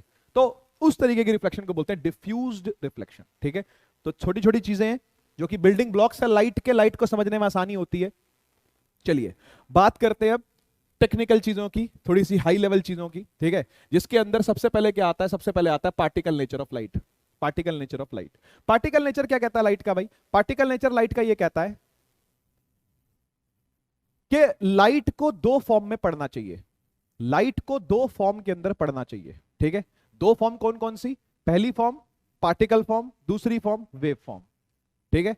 जो पार्टिकल होगा वो वेव नहीं होगा, जो वेव होगा वो पार्टिकल नहीं होगा। सर वेव के बारे में जानकारी कहां से जुटाएं, जो बच्चे नींव पढ़ करके आए हैं उनको साउंड पढ़ाया गया, और साउंड के पहले लेक्चर के अंदर लगभग आधे घंटे की चर्चा हम लोगों ने वेव पर करी है। वहां से आप वेव को सीख सकते हो, जो बच्चे नींव से आए हैं वो वहां पर पढ़ के आए होंगे साउंड को, मैं ऐसे ही उम्मीद करता हूं, ठीक है। अगर नहीं पढ़ के आए या बच्चा नींव नहीं ले रखा था, नया ही उड़ान में आया है, ठीक है ना, सीधा ही उड़ान में तुम लोगों ने उड़ान भरने के लिए एनरोल किया है, तो आप जाकर के YouTube पर साउंड का लेक्चर मेरा देख सकते हो, साउंड इन वन शॉट, जिसमें लगभग 45 मिनट की चर्चा मैंने इस बारे में की है कि वेव किसको कहते हैं। ठीक है, तो अभी के लिए मैं इसको शॉर्ट करता हूं क्योंकि इतना लंबा लेक्चर मैं ले नहीं पाऊंगा लाइट का, है ना। आप समझते हो कि भाई अब मैं वेव को समझाऊं पहले यहां पर तो बहुत टाइम लग जाएगा, तो आप साउंड का वन शॉट लेक्चर जाकर के देख सकते हो अगर आपको वेव के बारे में अच्छी जानकारी चाहिए तो। नहीं तो आप नीव में थे तो नीव का लेक्चर साउंड का पहला पहला देख लो। दोनों ऑप्शन आपके पास अवेलेबल हो तो अच्छी बात है, नहीं तो आप यूट्यूब वाला ऑप्शन कभी भी ऑप्ट कर सकते हो। ठीक है, चलिए। तो भाई पार्टिकल नेचर ऑफ लाइट जो समझाया गया, सबसे पहले उसके बारे में किसी ने कुछ कहा तो न्यूटन भाई साहब ने कहा। अब आप देख लो न्यूटन सब जगह है। नाइन्थ के अंदर आपने देखा 4 चैप्टर तो न्यूटन पर थे ही थे, है कि नहीं। फिफ्थ एक साउंड चैप्टर था जो कि न्यूटन के बारे में कुछ खास वहां पर बातें उसने नहीं बोली, जबकि साउंड की स्पीड जो थी वो न्यूटन नहीं दी थी। ये भी आपको बता दूं, साउंड की स्पीड की जानकारी न्यूटन नहीं बताई थी। लेकिन कोई बात नहीं, सब जगह पर न्यूटन अपने को लगभग देखने में मिलता है, तो लाइट में भी देखने को मिलता है। लाइट में भी उसने कुछ कुछ बातें बोली हैं। क्या बोली हैं? उसने बोला कि लाइट जो होती है वो कॉर्पस्कल्स के फॉर्म में होती है। कॉर्पस्क्यूल्स कई कई जगह बोल देते हैं, वैसे कॉर्पस्कल्स बोलता हूं मैं इसको। तो कॉर्पस्कल्स के फॉर्म में होते हैं। कॉर्पस्कल्स क्या होते हैं? ये कॉर्पस्कल्स होते हैं छोटे छोटे पार्टिकल्स, छोटे छोटे ग्लोब्यूल्स, पतले पतले ऐसे ऐसे छोटे छोटे इस तरीके से, ऐसे ऐसे ऐसे ऐसे ऐसे ऐसे, ये छोटे छोटे टुकड़े, बहुत छोटे छोटे ग्रेन्यूल्स, इस फॉर्म में लाइट होती है। लाइट पार्टिकल के फॉर्म में होती है और उन पार्टिकल को क्या बोला गया? कॉर्पस्कल्स बोला गया न्यूटन के द्वारा। ठीक है ना। अब चीजें बोल करके चले गए भाई साहब। ये उस टाइम पर लोग यही मानते थे, भाई हाँ बहुत बढ़िया यार, पार्टिकल नेचर की बात करी है। ठीक है भाई, लाइट पार्टिकल से मिलकर के बनी होती है ना। और लाइट की स्पीड को भी बता के चले गए। वो लाइट की स्पीड को बता के चले गए 3 × 10⁸ मीटर पर सेकेंड। ये लाइट की स्पीड है, ये स्पीड ऑफ लाइट है। पर ये वैक्यूम में है सिर्फ, ओनली इन वैक्यूम। नोट कर लेना सब बातें। या एयर में, एयर में भी इतनी ली जाती है। इसको सी से डिनोट किया जाता है, सी से स्पेशली। वैसे तो आपको जानते हो स्पीड को वी से डिनोट करते हैं या एस से डिनोट करते हैं, लेकिन यहां पर सी से डिनोट किया जाता है। स्पेशल केस है थोड़ा सा, है ना। तो इसलिए इसको आप नोट कर लेना कि सी बराबर 3 × 10⁸ मीटर पर सेकंड, यानी कितना हो गया? लगभग 30 लाख किलोमीटर पर सेकंड, है ना। या फिर 30 करोड़ मीटर पर सेकंड। 30 करोड़ ही हो गया ना, 10⁻7 होता करोड़ और 30, हाँ ठीक है। 30 करोड़ मीटर पर सेकंड स्पीड लाइट की होती है। किसमें? वैक्यूम या एयर के अंदर। तो ये बातें न्यूटन भाई साहब बोल करके चले गए। ठीक है भाई, लोगों ने मान लिया, हाँ यार न्यूटन कह रहा है, इतना कुछ कह रहा है, ये भी कह लेते हैं, कोई बात नहीं। लेकिन फिर क्या हुआ? जब ये निकल लिए, व्हेन ही पास्ड अवे, उसके बाद हाइगन्स साहब आए। हाइगन्स, तो हाइगन्स साहब ने क्या बोला? हाइगन्स साहब ने बोला, कह रहा नहीं यार ये तो फालतू की बातें बोल गया, ये पार्टिकल वार्टिकल कुछ नहीं होता, ये तो वेव होती है। लाइट तो एक वेव है, लाइट तो एक एनर्जी की फॉर्म है बस। It is a form of energy, it is not made up of particles. Particle वार्टिकल कुछ नहीं है। पार्टिकल होंगे तो फिर मास होगा, मोमेंटम होगा, काइनेटिक एनर्जी होगी, फलाना ढिमकाना। तो कह रहा ना ना ना, ये सब कुछ रबिश बातें हैं, सिर्फ वेव होती है लाइट। ठीक है ना। और उसमें उसमें इलेक्ट्रिक फील्ड, मैग्नेटिक फील्ड जो है वो वाइब्रेट करती है। इलेक्ट्रिक फील्ड वाइब्रेट करती है, मैग्नेटिक फील्ड वाइब्रेट करती है, इस तरीके से लाइट बनती है। तो हम उसको बोलेंगे इलेक्ट्रोमैग्नेटिक वेव। तो लाइट को बोलने लगे क्या? इलेक्ट्रोमैग्नेटिक वेव है ये। ठीक है भाई, ठीक है भाई। बहुत सारे एक्सपेरिमेंट्स हुए, प्रूव हो गया लाइट तो इलेक्ट्रोमैग्नेटिक वेव है। ठीक है, चलता रहा। बहुत सारे साइंटिस्ट उसके बाद आए, 300 साढ़े 300 साल निकल गए, लगभग 300 साल निकल गए। लाइट को वेव ही माने जाते, लाइट को एनर्जी की फॉर्म ही माने जाते, माने गए माने गए माने गए। एकदम से क्या हुआ कि प्लांक भाई साहब आए। तो प्लांक ने फोटोन थ्योरी से पहले प्लांक थ्योरी आई थी, वो मैंने नहीं डिस्कस करी, यहां पर जरूरत भी नहीं है। तो प्लांक भाई साहब आए। प्लांक ने बोला नहीं भाई, गड़बड़ है आपकी बातों के अंदर, आपकी बातों में गड़बड़ है। जो लाइट है वो क्वांटाइज्ड फॉर्म में होती है, पार्टिकल के फॉर्म में होती है। लड़ाई बढ़ गई, गला पकड़ लिया आकर के, भाई है तू क्या बोल रहा है भाई, जब से तो हम वेव मान रहे हैं उसको 300 सालों से। बहुत सारा इतना बड़ा परिवार एकजुट हो गया था, एक माफिया बन गया था पूरा, इतना एकजुट परिवार बन गया था पूरा इन लोगों का। ठीक है ना, कि भाई ये तो मानने को तैयार ही नहीं थे कि भाई कैसे बोल रहा है तू, पार्टिकल था। उसके बाद क्या हुआ, इस थ्योरी को यूज किया आइंस्टीन ने अपनी फोटोन थ्योरी देने के लिए, जिसको आप फोटो इलेक्ट्रिक इफेक्ट के नाम से जानोगे आगे जाकर के, हायर क्लासेस के अंदर आप उसको पढ़ोगे, फोटो इलेक्ट्रिक इफेक्ट। तो उस फोटो इलेक्ट्रिक इफेक्ट ने प्रूव कर दिया इस बात को कि आइंस्टीन कहने लगा लाइट तो भाई पार्टिकल है। तो अगेन वो 300 सालों से जो स्ट्रीक चली आ रही थी, जो परंपरा चली आ रही थी लाइट को वेव मानने की, झटके में टूट गई, झटके में टूट गई। और लोग ये मानने लगे, आइंस्टीन को देख के, आइंस्टीन बहुत बड़े उस टाइम पर साइंटिस्ट थे, ये मानने लगे कि भाई ठीक है लाइट तो फोटोन से मिलकर के बनी है। लेकिन वो जो वेव वाले लोग थे बहुत सारे, हाइगन से लेकर के और ये अपने हाइजेनबर्ग तक, ठीक है ना। हाइजेनबर्ग, ये नए नए साइंटिस्ट थे सारे, मॉडर्न फिजिक्स के साइंटिस्ट थे सारे। आप 12th में जाकर के इनके बारे में पढ़ोगे, 11th 12th में जाकर के इनके बारे में पढ़ोगे, केमिस्ट्री के अंदर ही पढ़ लोगे। फिजिक्स में तो आएंगे आएंगे, केमिस्ट्री में आ जाएंगे। हाइजेनबर्ग आएगा, फंड आएगा, ठीक है ना, ऑफ बो आएंगे, बहुत सारे आएंगे, ठीक है ना। तो बढ़िया भाई। हुआ क्या, क्या लड़ाई बढ़ गई? वेव वाले बोलते नहीं भाई वेव है, पार्टिकल वाले बोल रहे नहीं भाई पार्टिकल है। तो हुआ क्या कि एक भाई साहब थे जिनका नाम था डी ब्रॉई, लुई डी ब्रॉई ये नाम था उनका, ठीक है ना। फ्रांस के प्रिंस थे वो। उन्होंने अपने घर में सभा बुलाई, दोनों लोग बुलाए, बोला पार्टिकल मानते हो आओ बैठो, वेव मानते हो आओ बैठो। दोनों बैठ गए आमने सामने, खाना वाना हुआ मस्त एकदम, पार्टी वार्टी चली। उसके बाद उन्होंने बोला हाँ भाई बताओ अब क्या करना है, क्या करना है, क्या मानना है लाइट को, पार्टिकल मानना है कि वेव मानना है? बोले पार्टिकल मानना है, वाले बोल वेव मानना है, बोले पार्टिकल मानना है। बोले ठीक है भाई, ऐसा ऐसा नहीं हो सकता क्या, ऐसा नहीं हो सकता किसी समझौता कर ले हम? बोला क्या समझौता चाहते हो आप? बोला ऐसा समझौता नहीं हो सकता क्या कि जिसने जैसा देखा उसने वैसा मान लिया? बोले हाँ ये तो सोचा ही नहीं हमने। बोले हाँ ठीक है, कि हमने लाइट का वेव नेचर ही स्टडी किया, उसी नजरिए से देखा तो लाइट वेव दिखने लगी, और तुमने रे के नजरिए से देखा नहीं पार्टिकल के नजरिए से देखा तो पार्टिकल दिखने लगी। बोले हाँ हो सकता है बिल्कुल ऐसा। कह रहा अच्छा एक बात बताओ, आप एक अंधेरे जंगल में गए, दो जनों को अंधेरे जंगल में भेजा, एक जना अंदर गया, उसने कुछ छुआ अंधेरे में और छू करके वापस आया, बोला अजगर था, अजगर अजगर अजगर था, अजगर अजगर अजगर। बोला अच्छा अच्छा अजगर था, ठीक है ठीक है। दूसरा गया छू करके वापस आया, बोला नहीं नहीं नहीं नहीं, घोड़ा था, घोड़ा घोड़ा था, घोड़ा, घोड़े की पूंछ मुझे दिखी थी तो घोड़ा था, घोड़ा, ठीक है अच्छा अच्छा घोड़ा था, ठीक है ना। सुबह हुई लाइट जली तो वहां पर एक ही जीव था, हाथी, ना तो अजगर था ना तो घोड़ा था। तो दोनों लोग गलत हो गए। तो था क्या, हाथी था। उसने उसकी सूंड पकड़ी थी तो उसको लगा अजगर है, उसने उसकी पूंछ पकड़ी थी तो उसको लगा घोड़े की पूंछ है। बात समझ में आई ना? तो जो हाथी की पूंछ में बाल होते थोड़े से, वही पकड़ करके भाई को लग गया कि भाई ना ना ना ना घोड़ा है, घोड़ा है, घोड़ा है, घोड़ा है ना। तो इस तरीके से लोगों के different point of views combine हुए और निकल के आया भाई ये कोई नई ही चीज है, इसको पार्टिकल के फॉर्म में भी मत रखो, इसको वेव के फॉर्म में मत रखो, इसको ये मानो ये नई ही चीज है जो दोनों नेचर दिखा रही है, पार्टिकल नेचर भी दिखा रही है, वेव नेचर भी दिखा रही है। पार्टिकल के फॉर्म में भी चीजें आगे बढ़ रही हैं, है ना, और वेव के फॉर्म में भी चीजें प्रूव हो रही हैं। दोनों चीजों से चीजें प्रूव हो रही हैं।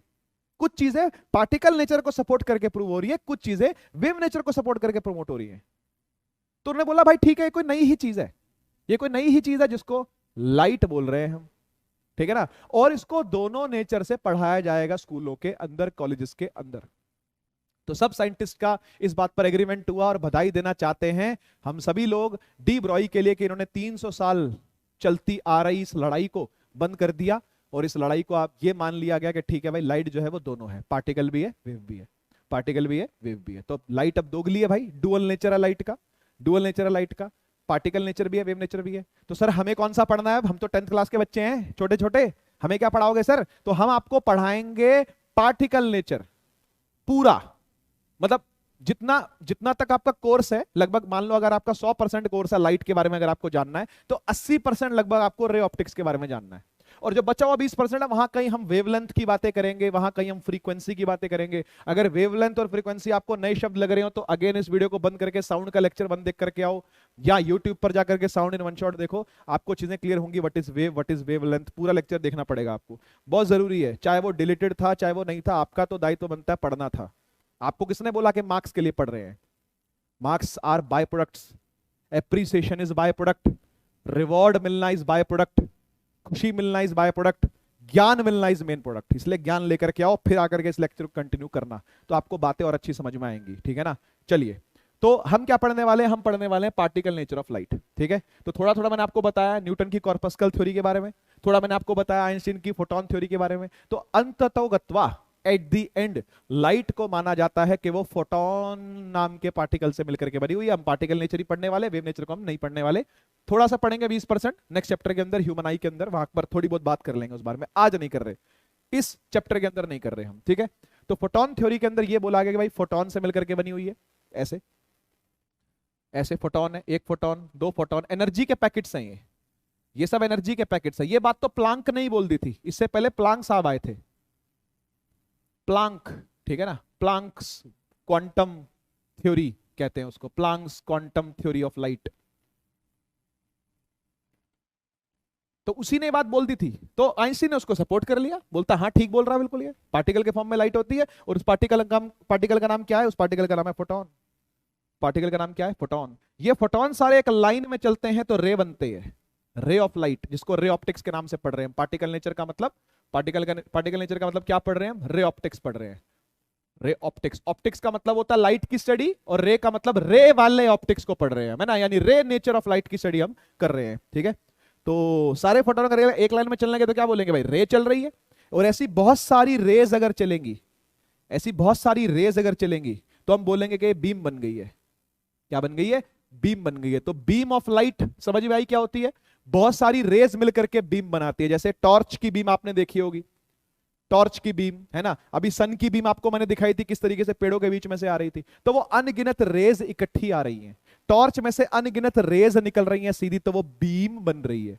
तो बीम क्या है? रेस से मिलकर बनी है। और एक रे के अंदर क्या है? एक रे के अंदर लाइन से फोटॉन्स आ रहे हैं, ढक ढक ढक, जैसे मशीन गन की गोले चल रही हैं, इस तरीके से लाइन से फोटॉन निकल रहे, लाइन से फोटॉन निकल रहे। तो अभी जो लाइट ऊपर मेरे जल रही है, नीचे लाइट जल रही है, साइड में लाइट जो जल रही है, ये जो पीछे इतना बड़ा बोर्ड है जिससे आपको लाइट मिल रही है, फोटॉन निकल निकल के गिर रहे हैं, फोटॉन बरस रहे हैं, ऊपर से फोटॉन मेरे ऊपर बरस रहे हैं, नीचे से फोटॉन, इसलिए मुझे गर्मी भी लग रही है, पसीना भी आ जाएगा, एसी चल रहा है तो, नहीं तो पसीना भी आ जाता मुझको, है ना, क्योंकि इतनी ज्यादा लाइट में इतनी ज्यादा एनर्जी है कि एनर्जी आकर के मेरे ऊपर गिर रही है ये, इन लाइटों की, है ना। बड़ी बड़ी लाइटें आपने देखो कि स्टेज पर जो लाइट्स लगी होती हैं, अच्छे वाले मेकअप धुल जाते हैं पसीने से, तो वो जो लाइट आकर के गिर रही है, that is made up of photons. और ये फोटॉन चल रहे कितनी स्पीड से? 3 × 10⁸ मीटर पर सेकंड की स्पीड से, ठीक है। फोटॉन का मास 0 होता है, नोट कर लेना इन बातों को, इन बातों को नोट कर लेना। फोटॉन का मास, रेस्ट मास बोलते हैं उसको, लेकिन छोड़ दो कोई बात नहीं, 0 होता है, ठीक है। मोमेंटम होता है लाइट का, आप बोलोगे मोमेंटम तो sir mass multiply by velocity होता है, मोमेंटम रेडिएशन का भी निकाला जाता है अलग, खैर उसको वेव थ्योरी के अंदर कभी पढ़ोगे आप आगे जाकर के, तो लेकिन फिलहाल आप ये मान सकते हो जितना मैं बोल रहा हूं कि मोमेंटम होता है, और लाइट प्रेशर भी एग्जर्ट करती है, रेडिएशन प्रेशर बोलते हैं उसको। सब 12th की बातें हैं, अभी टेंशन ना लो इन चीजों के बारे में, बाद में चीजें आ जाएंगी, ठीक है ना। तो ये तो मैंने थोड़ा बहुत आपको इंट्रोडक्शन दिया कि हो क्या रहा है, हो क्या रहा है, ठीक है ना। चलिए आगे बढ़ते हैं, ये वेव थ्योरी है। तो लाइट को रेफर किया जाता है एक इलेक्ट्रोमैग्नेटिक रेडिएशन से, ईएम वेव, ईएम रेडिएशन या ईएम वेव ऐसे शॉर्ट में बोलते हैं, देखो ऊपर लिखा हुआ ईएम वेव, ठीक है। That can be detected by human I, human आई उस एनर्जी को डिटेक्ट कर सकती है, हमारी आंख उस एनर्जी को डिटेक्ट कर सकती है। फिर माइंड में जाकर के हमको कलर दिखते हैं, कलर कहीं बाहर नहीं होते, कलर माइंड के अंदर होते हैं, माइंड के अंदर की प्रोसेसिंग है कलर। वेवलेंथ में भी कलर नहीं होते, फ्रीक्वेंसी में भी कलर नहीं होते, कलर तो हमारी परसेप्शन है, कलर तो कौन सेल्स जो रेटिना पर है उनकी परसेप्शन को कलर बोलते हैं, बायोलॉजी है वो, कलर इज बायोलॉजी एक्चुअली में, ठीक है ना। तो इसीलिए ठीक है।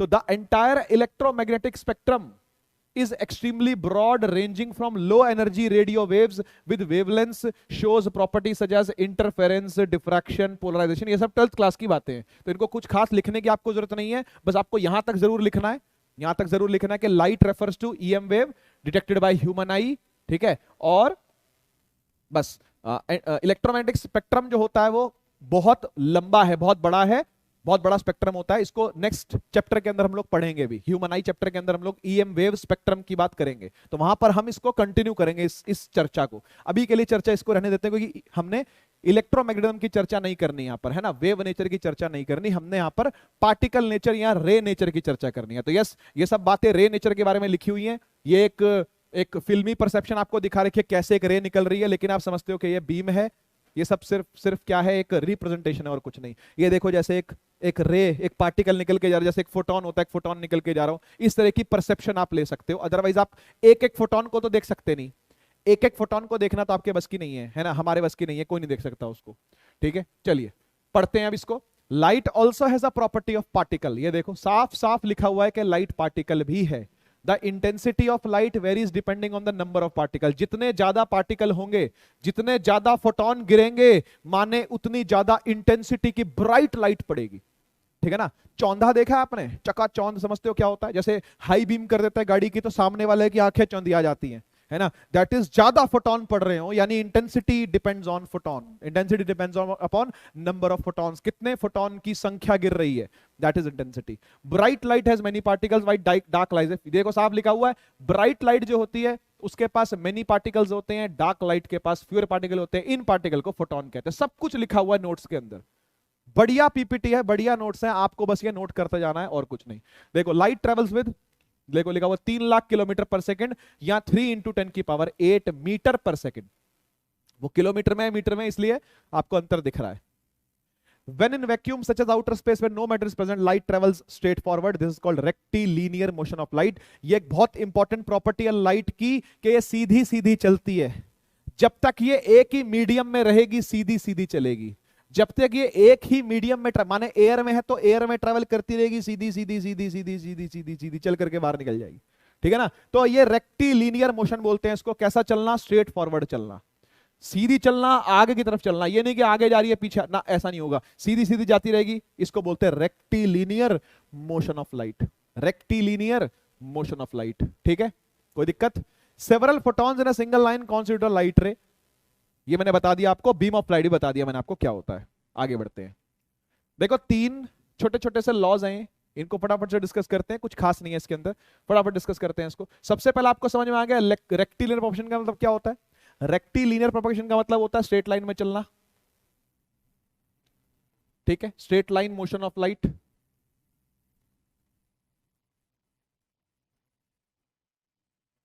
दूसरा, लॉ ऑफ इंडिपेंडेंस क्या है? लॉ ऑफ इंडिपेंडेंस का मतलब होता है लॉ ऑफ इंडिपेंडेंस का मतलब होता है सीधी सीधी चलेगी, इसके बगल में भी सीधी सीधी चलेगी, लेकिन एक दूसरे से कोई इंटरेक्शन नहीं होगा इनका, ये चले अपने रास्ते, ये चले अपने रास्ते, बगल वाली से कोई मतलब नहीं है, भाई तूने जाना जा, मैं जाना मैं जा रही हूं, नो टेंशन, कोई इंटरफेरेंस नहीं है, कोई भिड़ंत नहीं है, कोई एनर्जी का एक्सचेंज नहीं है, कुछ नहीं है, सीधी सीधी चलती रहेगी और बगल वाली से कोई मतलब नहीं होता, इसको बोलते हैं लॉ ऑफ इंडिपेंडेंस, ठीक है ना। ये लिखता हूं यहां पर, it does not interact with पड़ोसी, है ना, विद नेबरिंग रे, नेबरिंग रे से कोई मतलब नहीं होता, ऐसा देखा गया है लॉज में। लॉज को हम क्या करते हैं? वेरीफाई करते हैं, तो वेरीफाई ऐसा किया गया है, ठीक है, कि किसी और नेबरिंग रे के साथ इंटरेक्शन नहीं बिठाती, कोई तालमेल नहीं बिठाती, कोई बातचीत नहीं करती, ना नफरत करती, ना प्यार करती है, सीधी सीधी चलती रहती है बस, ठीक है। It doesn't interact with neighbouring rays, अगल बगल के रेज से इसका कोई इंटरेक्शन नहीं होता, चलती जाएगी चलती जाएगी चलती जाएगी, सीधी सीधी सीधी सीधी सीधी सीधी। तीसरा है law of reversibility of light, 1 mark के अंदर पूछा गया बोर्ड में, ये बताना पड़ता है, दायित्व है बताना, अल्टीमेटली मार्क्स तो सभी को चाहिए ना ठीक है, तो बताना पड़ता है, लेकिन हाँ ज्ञान तो ले ही लो आप। Law of reversibility of light का क्या मतलब है कि मान लीजिए लाइट आई, ठीक है, यहां पर एक मिरर रखा था, इससे रिफ्लेक्ट होकर चली गई, यहां फिर एक मिरर रखा था, इससे रिफ्लेक्ट होकर के चली गई, यहां फिर एक मिरर रखा था ऐसे, ये फिर रिफ्लेक्ट होकर चली गई, ठीक है ना। और अंततो गत्वा एट द एंड एक मिरर ऐसा रख दिया जो परपेंडिकुलरली लाइट जिस पर गिर रही है, जिस पर लाइट परपेंडिकुलरली, कैसे, ये गई और ऐसे जाकर के सीधी टकराई और यहीं से उल्टी वापस हो गई। क्या बात समझ रहे हो? ये लाइट एंड वाले मिरर पर ऐसे गिरी, है ना, इसको बोलते हैं नॉर्मल इंसिडेंस होना। क्या बोलते हैं इसको? नॉर्मल इंसिडेंस होना। मतलब अगर ये मिरर है तो लाइट ऐसे आगे गिरे, ये मिरर है तो लाइट ऐसे आगे गिरे, इसको बोलते हैं नॉर्मल इंसिडेंस, ठीक है। तो नॉर्मल इंसिडेंस हो रही है, नॉर्मल इंसिडेंस, ठीक है, नॉर्मल इंसिडेंस। तो नॉर्मल इंसिडेंस कभी भी होगा अगर, नॉर्मल इंसिडेंस कभी भी होगा अगर, तो लाइट आएगी ऐसे गिरेगी और सीधी चली जाएगी, ऐसे उल्टी होकर के चली जाएगी, यानी अपने रास्ते को बैक ट्रैक करेगी। और बैक ट्रैक कैसे करेगी पता है? उस हद तक करेगी जिस हद तक सोर्स कर रहा था, मतलब जहां से सोर्स था वहीं तक लाइट वापस पहुंच जाएगी। कैसे? ये रिवर्स करती है अपने पाथ को, सोर्स के पास पहुंच जाती है। सोर्स इसको अडॉप्ट कर लेगा क्या? नहीं करेगा, सोर्स का काम ही नहीं है, सोर्स का काम लाइट को लेना है ही नहीं, सोर्स का काम तो लाइट को देना है। अब वापस आई तो आई, क्या करे? तो इसको बोलते हैं रिवर्सिबिलिटी का प्रिंसिपल। लाइट ऐसा करती है, जब भी कभी नॉर्मल इंसिडेंस होगी, नॉर्मल इंसिडेंस का मतलब ऐसे पड़ेगी सीधी, ऐसे आगे पड़ेगी तो ऐसे उठेगी सीधी, और ऐसे उठ करके वापस उसी पाथ को ट्रैक करेगी, वापस उसी पाथ को बैक ट्रैक करेगी या बैक ट्रेस करेगी जिस पाथ से वो चल करके आई है। That is law of reversibility of light. इसको बस आप लिख देना, कोई ज्यादा इसके अंदर मतलब डेफिनेशन वाली कोई बात नहीं है, इसको आप बस लिख लेना कि होता क्या है। ठीक है, होता क्या है। चलिए, रिफ्लेक्शन का हम लोगों ने ऑलरेडी डेफिनेशन देख लिया क्या है। तो when a ray of light falls on a smooth polish surface, the light रे bounces back into the same medium, उसी मीडियम में वापस आ जाएगी। मतलब अगर एयर से लाइट आ रही थी, देखना जरा, ये मिरर है, ये मिरर है, ठीक है, अगर एयर से लाइट आ रही थी, एयर से आ रही थी, टकराई और टकरा करके एयर में ही वापस चली गई, इसको बोलते हैं सेम मीडियम में वापस भेज देना, इसको बोलते हैं रिफ्लेक्शन। रिफ्लेक्शन में सेम मीडियम में ही वापसी हो जाती है लाइट की। तो यही हो रहा है यहां पर, लाइट आई और सेम मीडियम वापस चली गई, this is called reflection of light. Next चलते हैं। तो इंसिडेंट लाइट रे जब लैंड होती है सरफेस पर, है ना, is said to be reflected away the surface by the surface, reflected away by the surface, the ray that bounces back is called reflected ray। मतलब जो रे आ रही है उसको बोलेंगे इंसिडेंट, जो जा रही है उसको बोलेंगे रिफ्लेक्टेड। इसमें तो कोई नई बात नहीं है, ये तो समझते हो आप, ठीक है। आने वाली इंसिडेंट, जाने वाली रिफ्लेक्टेड, आने वाली इंसिडेंट, जाने वाली रिफ्लेक्टेड, और बीच में एक लाइन और बनती है, उसको बोलते हैं नॉर्मल, उसको बोलते हैं नॉर्मल। दिखाता हूं, ये देखो नॉर्मल, एक परपेंडिकुलर है जो कि ड्रॉ होता है सरफेस पर, उसको बोलते हैं नॉर्मल। मैं आपको दिखाता हूं कैसे होता है ये, इसकी चर्चा भी करते हैं। ओके, आगे है इसकी चर्चा, तो आगे करते हैं। देखो, जैसे यहां पर एक पेड़ है, एक पेड़ दिख रहा है आपको, ये पेड़ है, इस पेड़ से लाइट निकली, इस पेड़ से लाइट निकली, पानी के सरफेस पे गिरी और पानी के सरफेस से इसके भाई की आंखों में जा रही है, तो उसको सीधा पेड़ तो दिखेगा भाई, पेड़ से सीधी भी तो जा रही है ना आंख के अंदर। देखो, जो हरी वाली है, जो ग्रीन वाली आपको दिख रही हैं, वो सबकी सब क्या कर रही हैं, सीधी आंखों में जा रही है, तो पेड़ तो दिखेगा ही, मैं मना ही नहीं कर रहा, लेकिन पानी में भी पेड़ का प्रतिबिंब दिखेगा, पानी में भी पेड़ की इमेज दिखेगी। क्यों? क्योंकि पानी ने वो मिरर का काम किया, वो रिफ्लेक्टर का काम किया, वो सरफेस का काम किया कि जिस पर लाइट पड़े और पढ़ करके क्या हो जाए, रिफ्लेक्ट हो जाए, पढ़ के क्या हो जाए, रिफ्लेक्ट हो जाए। तो ये जो सरफेस है पानी का, ये भी तो मिरर की तरह एक्ट कर रहा है भाई, हाँ कि ना। तो फिर इसके ऊपर भी तो इमेज दिखेगी, है ना। तो एक तो सीधा सीधा पेड़ दिखना, वो आंखों के अंदर जो इमेज बनी सो बनी, है ना। एक रिफ्लेक्ट होकर के जो बनी, वो रिफ्लेक्शन से समझ में आएगा आपको कि रिफ्लेक्शन से कैसे हो रही है। आगे पढ़ते हैं और लॉज की बातें करते हैं। तो भाई ये दो लॉ हैं रिफ्लेक्शन के, ये दो लॉ हैं, एक बार पढ़ते हैं जरा, इसको पढ़ते हैं। क्या बोल रहा है, कह रहा laws of reflection determines the reflection of incident rays on reflecting surfaces like mirrors, smooth metal surface and clear water। देखो आप, दिख रहा है, साफ पानी पर भी बढ़िया रिफ्लेक्शन हो जाती है, स्मूथ मेटल सरफेसेस पर भी। आपको कभी कभी बहुत ज्यादा चांदी की कोई प्लेट है मान लो, या कोई आपने चांदी की कोई प्लेट देखी हो, या आपने स्टील की कोई प्लेट देखी हो, मेटल सरफेस ही हो गया एक तरह का, वो भी उसके अंदर भी आपको आपका फेस दिखता है। थाली देखी होगी आपने, कोई सुंदर सी नई सी थाली लेके आओ, है ना, उसमें भी अपना फेस दिखता है, रिफ्लेक्शन हो रही है। Smooth polished surface, smooth polished surface, ध्यान रखना, आपको दिखेगा, आपको आपका चेहरा दिखेगा जैसे मिरर के अंदर दिखता है। चलिए पहला लॉ समझते हैं। पहला लॉ है incident ray, reflected ray, normal lie in the same plane, ठीक है। और दूसरा लॉ है एंगल ऑफ इंसिडेंस बराबर होता है एंगल ऑफ रिफ्लेक्शन के। आइए इसको समझते हैं कैसे होता है ये। सबसे पहले angle of incidence, angle of reflection वाले बारे में बात करते हैं कि ये लॉ क्या कह रहा है, ये लॉ कहता क्या है। देखो यार, सुंदर सुंदर सा डायग्राम बनाते हैं। ये आपका सरफेस है, ठीक जी, ये सरफेस है, इस सरफेस पर लाइट गिरी, है ना। ये जो लाइट आ रही है इसे बोलेंगे इंसिडेंट रे, जो लाइट आ रही है इसे बोलेंगे इंसिडेंट रे, ठीक। जिस जगह पर ये गिरी, जिस जगह पर ये गिरी वहां बनेगा नॉर्मल। नॉर्मल क्या बनाया सर, ये बनाया नॉर्मल। इसे क्या बोलते हैं, इसे बोलते हैं नॉर्मल। नॉर्मल एन से डिनोट करते हैं इसको, नॉर्मल, ठीक है। तो ये जो आई है ये इंसिडेंट रे है, जिस पे गिरी, जिस पॉइंट पर गिरी वहां से एक परपेंडिकुलर खींचा। देखो आपको परपेंडिकुलर दिख रहा ना, ये परपेंडिकुलर है, यहां से भी, यहां से भी, यहां से भी, यहां से भी, ठीक है ना। तो परपेंडिकुलर जब भी बनेगा, परपेंडिकुलर जब भी बनेगा क्या बोलेंगे, नॉर्मल बन रहा है। क्या बोलेंगे, नॉर्मल बन रहा है। तो एक नॉर्मल बनाना जरूरी होता है। बच्चा पूछता है क्यों बनाऊं मैं नॉर्मल, क्योंकि भाई नॉर्मल से ये आइडेंटिफाई हो पाएगा कि आपका angle of incidence, angle of reflection, ये सब कैसे बन रहे हैं, ठीक है ना। नॉर्मल केवल एक रेफरेंस लाइन है, एक इमेजिनरी लाइन है चीजों को ढंग से समझने के लिए, चीजों को ढंग से सॉल्व करने के लिए, दैट्स ऑल, दैट्स ऑल, ठीक है ना। Angle of incidence angle of reflection के बराबर कैसे है, इस बात को समझने के लिए नॉर्मल का प्रयोग करा जाना चाहिए। ठीक है, तो देखो ये वाला जो एंगल बना, ये वाला जो एंगल बना है ना, इसे बोलेंगे एंगल ऑफ इंसिडेंस। ये रहा एंगल ऑफ इंसिडेंस, ठीक है। और ये बराबर होता है किसके, एंगल ऑफ रिफ्लेक्शन के। रिफ्लेक्शन कैसे बनेगा, तो रिफ्लेक्शन कुछ ऐसे बनेगा भाई, ये गया, ठीक है ना, लाइट आई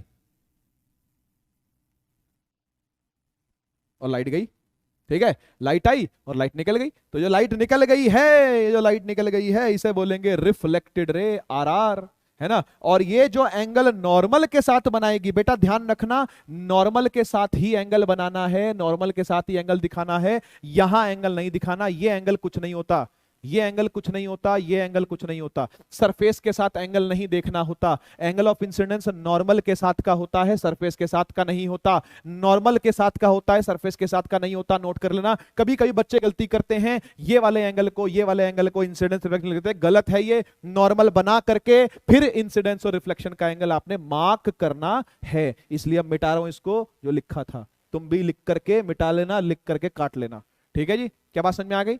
क्या मैं सबको लेबल कर दूं? आई आर क्या होता है भाई, इंसिडेंस रे, है ना, इंसिडेंट रे। आर आर क्या होता है भाई, रिफ्लेक्टेड रे। एंगल आई क्या होता है भाई, angle of incidence. Angle R क्या होता है भाई, एंगल ऑफ रिफ्लेक्शन। और एन क्या होता है भाई, नॉर्मल। एन क्या होता है, नॉर्मल। नॉर्मल कोई रे नहीं है, नॉर्मल एक इमेजिनरी लाइन है, बस इसको डॉटेड दिखाते हैं ऐसे प्यार से, बढ़िया तरीके से, कोई दिक्कत तो नहीं। क्या बात समझ में आ गई? नेक्स्ट वाले लॉ को सुनते हैं भाई, क्या बोल रहा है। ये बोल रहा है कि जो इंसिडेंट रे होती है और जो रिफ्लेक्टेड रे होती है और जो नॉर्मल होती है, सब के सब एक ही प्लेन में लाया करते हैं। मेरे हिसाब से आपको प्लेन पता होता है कि क्या होता है ना, 10th क्लास के बच्चे को एक प्लेन तो समझ में आता है। प्लेन स्टैंड्स फॉर दो एक्सिस का संगम, एक्स एक्सिस वाई एक्सिस का संगम। ये जो इस पर बनेगा दैट इज प्लेन, है ना। जो कुछ भी मैं इस 2D पर बना, इस 2 डायमेंशन सरफेस पर बना लूं, वो प्लेन है, वो प्लेन है। तो अब ये लॉ क्या कह रहा है, ये लॉ ये कह रहा है कि भाई जो इंसिडेंट रे होती है, जो रिफ्लेक्टेड रे होती है और जो नॉर्मल होती है, ये सब एक ही प्लेन में लाए करते हैं। का मतलब क्या, का मतलब ये कि मान लीजिए अगर मेरा मिरर ऐसे रखा हुआ है,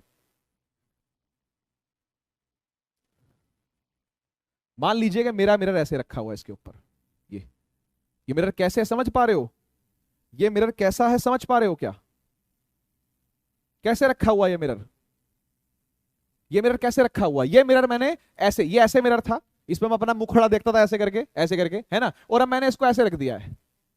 समझ में आ गई बात? तो रे आएगी तो ऐसे गिरेगी शू, और ऐसे चलेगी शी, शू, शी, ऐसे निकल जाएगी कि नहीं, ऐसे आएगी और ऐसे निकल जाएगी, ऐसे आएगी और ऐसे निकल जाएगी, सही बात है कि नहीं? तो ये करने वाला हूं, यही करने वाला हूं, देख जरा, ये आई रे, अरे मोटी आ गई, थोड़ी पतली करते हैं, ये आई रे,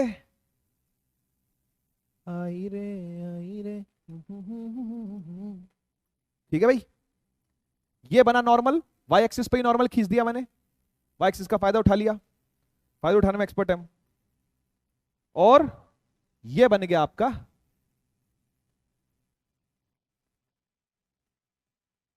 ये आपकी रिफ्लेक्टेड रे, ठीक है ना। और ये सारे एंगल आपके हो गए जो जो मैंने आपको डिनोट करवाए थे। This is angle I, this is angle R. और आप चेक कर सकते हो कि चाहे वो नॉर्मल हो, चाहे वो इंसिडेंट रे हो, चाहे वो रिफ्लेक्टेड रे हो, चाहे वो नॉर्मल हो, चाहे वो इंसिडेंट रे हो, चाहे वो रिफ्लेक्टेड रे हो, ये सब के सब इस 2D प्लेन पे ही बनते हैं। ये सब के सब एक ही प्लेन में लाए करते हैं, which is X Y plane. यहां पर एक्स वाई प्लेन है, ये जेड प्लेन की जरूरत नहीं पड़ी अपने को, जेड एक्सिस की जरूरत नहीं पड़ी अपने को, है ना। केवल एक्स वाई प्लेन पर ही IRB, RRB और नॉर्मल तीनों ड्रॉ हो गए। एंगल भी यहीं इसी प्लेन के अंदर ही पड़े हैं, हाँ की ना। तो एंगल भी इसी प्लेन में पड़े रहेंगे, तीनों इसी प्लेन में पड़ी रहेंगी, यही लिखा हुआ है यहां पर। Incident ray, reflected ray, normal lie in the same plane, एक ही प्लेन में पड़े रहते हैं ये, मतलब प्लेन से बाहर नहीं आएंगे। मतलब ऐसा कभी नहीं होगा, ऐसा कभी नहीं होगा कि रे आई, ये रे आई इंसिडेंट वाली, ये इंसिडेंट रे आई, है ना, और रिफ्लेक्टेड रे क्या हुआ, प्लेन से बाहर आ गई, ऐसे ऐसे कभी नहीं होगा। क्या बात समझ में आई? प्लेन से बाहर आने का मतलब समझ रहे हो आप? प्लेन से बाहर आने का मतलब ये, यहां से बाहर आ गई ऐसे, ऐसा कभी नहीं हो सकता।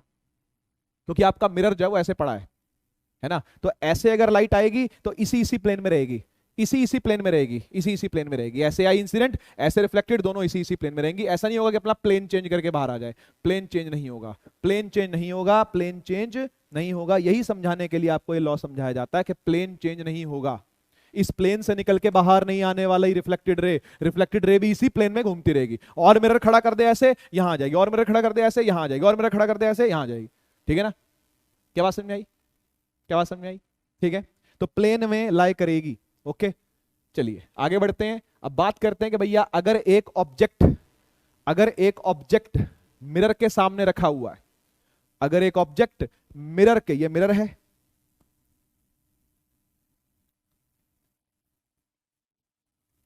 इधर से पॉलिश कर रखा है, का मतलब समझ में आ गया ना। इसका मतलब ये वाला जो हिस्सा है, ये वाला जो हिस्सा है ये पॉलिश्ड है। किस चीज से पॉलिश्ड होता है? सिल्वर या एल्युमिनियम। ठीक है, सस्ता होगा तो सिल्वर, महंगा होगा तो सिल्वर होगा, सस्ता होगा तो एल्युमिनियम होगा। बच्चा पूछता है सिल्वर और एल्युमिनियम ही क्यों? सिल्वर और एल्युमिनियम ही ऐसे सब्सटेंसेस हैं जो इसको प्रॉपर रिफ्लेक्शन, प्रॉपर ओपेसिटी प्रदान करते हैं विद प्रॉपर स्मूथनेस। अच्छी स्मूथनेस के साथ अच्छी पॉलिशिंग देने की जो कार्यशैली है वो एजी और एल तय करते हैं। एजी मतलब सिल्वर, एल मतलब एल्युमिनियम, ये तो आप समझते हो। ठीक है, तो बात समझ में आ गई। तो इधर वाली साइड को कर दिया गया पॉलिश, और ये वाली साइड जो हो गई वो हो गई रिफ्लेक्टिंग, है ना। ये वाली साइड हो गई पॉलिश और ये वाली साइड हो गई रिफ्लेक्टिंग। तो अब इसके आगे अपना मुंह लेके खड़ा है, वो ऐसे अपने आप को देखने के लिए ऐसे खड़ा है। ये मिरर है और मिरर के पीछे यहां इसकी इमेज बनेगी। ऐसे ही होता ना भाई, आप जब शीशे के सामने खड़े होते हो जाकर के, तो क्या होता है, मिरर के जितना पास जाओ आपकी इमेज पास आती है, मिरर के जितना दूर जाओ आपकी इमेज दूर जाती है। होता नहीं होता? ऐसे इसके साथ भी होने वाला अभी। ठीक है ना, तो पहले हम ये समझ लेते हैं कि जो इमेज बनी है बनी कैसे है ना, कैसे लॉज ऑफ रिफ्लेक्शन के रूल्स यहां पर चले हैं और चलने के बाद आपको आपकी इमेज सामने दिखाई पड़ रही है। आओ समझते हैं, आओ समझते हैं। देखो बच्चों, देखो मेरे प्यारे बच्चों, हो क्या रहा है। आपकी आंखों से दो रे निकली हैं, एक रे निकली है सीधी और एक रे निकली है टेढ़ी, ऐसे। हाँ की ना, हाँ की ना, दो रे निकली। सर दो रे क्यों जरूरी है? बेटा एक रे ना इमेज नहीं बनाती, दो ही रे जहां पर कंबाइन होती है वहीं इमेज बनती है। आपको इमेज देखने के लिए कम से कम दो रे चाहिए, एक पॉइंट को लोकेट करने के लिए तो कम से कम दो रे चाहिए आपको। ठीक है ना, तो अगर आंख से दो रे निकली हैं और आपको आंख ही देखनी है अपनी, मतलब शीशे के अंदर अपनी आंख देखना चाहते हो, तो वो दो रे जा करके वहां पर मिलनी चाहिए, तब आपको आपकी आंख दिखेगी, वो रे जो आपकी आंख से निकली है। तो आंख से निकलने वाली दो रे हैं, जहां भी वो मिलेंगी जाकर के वहीं पर आपको क्या मिलेगी? वहीं पर आपको इमेज मिलेगी अपनी आंख की। ऐसे ही नाक की, ऐसे ही माथे की, ऐसे ही चीक की, ऐसी चिन की, ऐसी लिप्स की, ऐसी टीथ की, ऐसी कान की, ऐसी सर की, सब जगह की ऐसे ही होता है। सब जगह कैसे होगा? दो दो रे मिनिमम चाहिए। ये नहीं कह रहा कि दो ही रे निकलते हैं, अरे करोड़ों निकलती होंगी भाई, करोड़ों निकलती होंगी। चाहिए केवल दो, पोजीशन को लोकेट करने के लिए, क्योंकि अपने को मिनिमल बात करनी है समझाने के लिए, स्कीमेटिकली बात करनी है समझाने के लिए। तो it is a schematic diagram of reflection of light, plane mirror की वजह से कैसी हो रही है वो। ठीक है ना, क्या बात समझ में आई? अब देखो, दो रे निकली, दो रे निकली। पहली वाली जो रे पड़ी है वो कहां पड़ी है, जरा बता सकता है कोई? कहां पड़ी है? सर ये तो इसी पॉइंट पर पड़ी है, तो इसका नॉर्मल तो ऐसा ही खींचेगा। अरे हाँ या ना तो बोलो, है ना। इसका नॉर्मल तो ऐसे ही खींचेगा। अच्छा इसका नॉर्मल कैसा खींचेगा? इसका नॉर्मल ऐसा खींचेगा। भाई जहां पर रे गिरती है वही नॉर्मल खींचता है कि नहीं?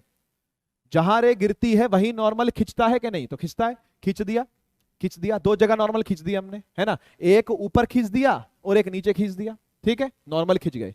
अब बारी आएगी रिफ्लेक्टेड रे की, अब बारी आएगी रिफ्लेक्टेड रे की। और आप जानते हो, आप जानते हो कि जितना एंगल ऑफ इंसिडेंस होता है उतना ही एंगल ऑफ रिफ्लेक्शन होता है।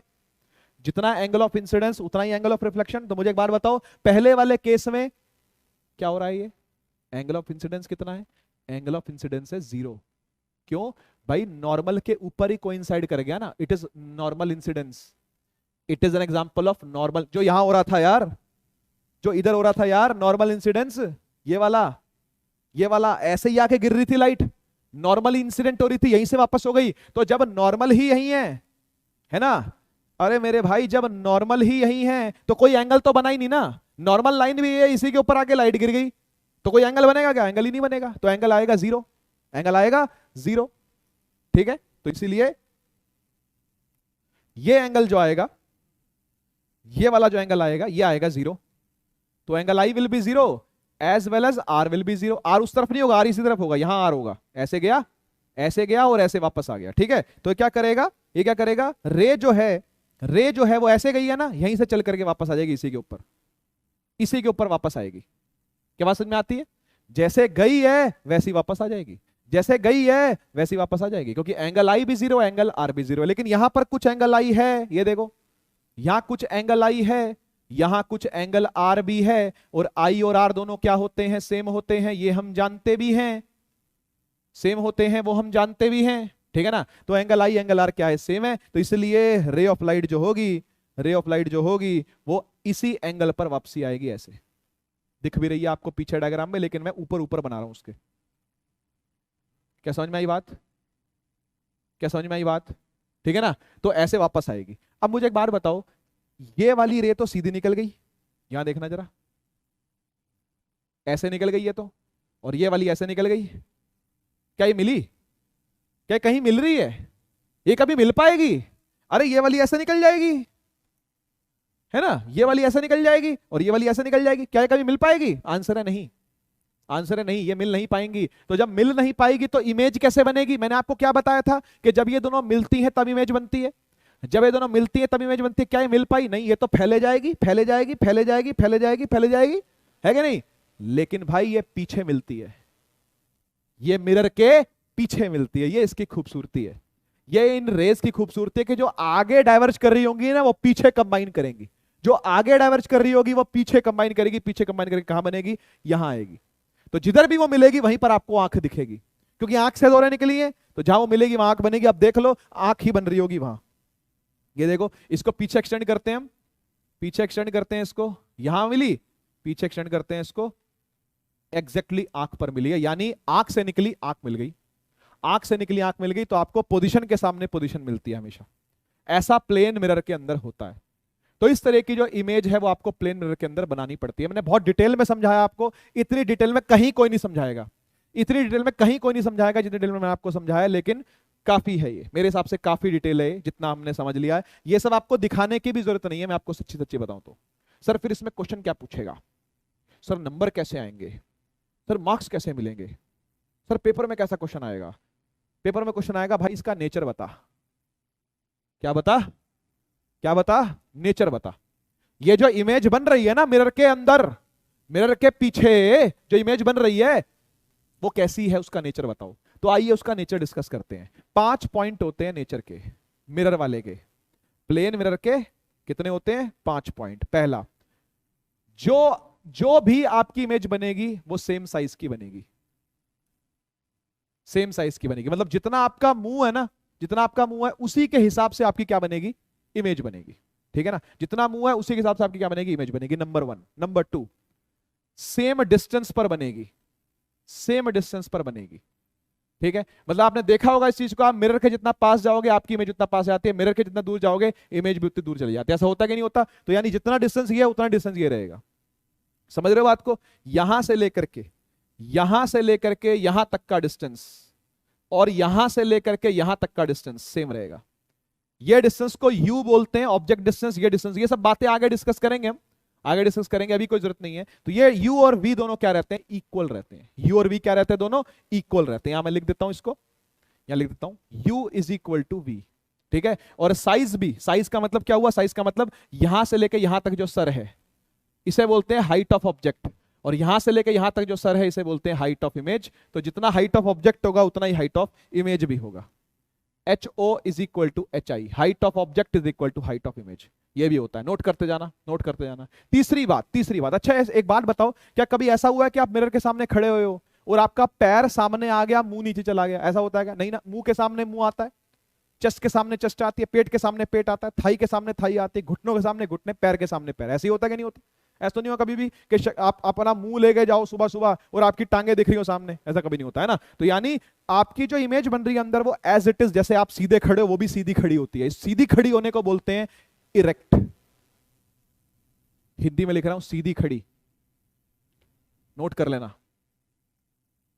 इरेक्ट का मतलब क्या होता है? सीधी खड़ी इमेज बनना, है ना, सीधी और खड़ी इमेज बनेगी आपकी। कोई मोटा नहीं, कोई पतला नहीं, सेम साइज की और एकदम सीधी, आंख के सामने आंख, नाक के सामने नाक, मुंह के सामने मुंह, इस तरीके की बनती है। चौथा होता है वर्चुअल। ये वर्चुअल क्या होता है, वैसे नेक्स्ट क्लास में डिस्कस इसको डिटेल में करेंगे व्हाट इज वर्चुअल इमेज, लेकिन कोई बात नहीं, अभी भी आप समझ लो। वर्चुअल इमेज वो इमेज होती है जिसको आप हग नहीं कर सकते जिसको आप कभी किसी कपड़े पर नहीं उतार पाओगे, किसी पर्दे पर नहीं उतार पाओगे, है ना। इस तरह की जो, जैसे आपको प्रोजेक्टर वाली जो इमेजेस दिखते हैं वो पर्दे पर दिखती है ना, तो those images are real images. ये कैसी है, वर्चुअल है, मतलब जब तक आप मिरर के सामने खड़े हो तब तक ये भी खड़ा है, जैसे ही आप मिरर के सामने से हट गए इमेज भी हट गई। ऐसी इमेज को बोलते हैं वर्चुअल, झूठी इमेज है ये। कैसी इमेज है, झूठी इमेज है ये, वर्चुअल इमेज बोलते हैं इसको। पांचवा चलते हैं, पांचवा है लेटरली इन्वर्टेड।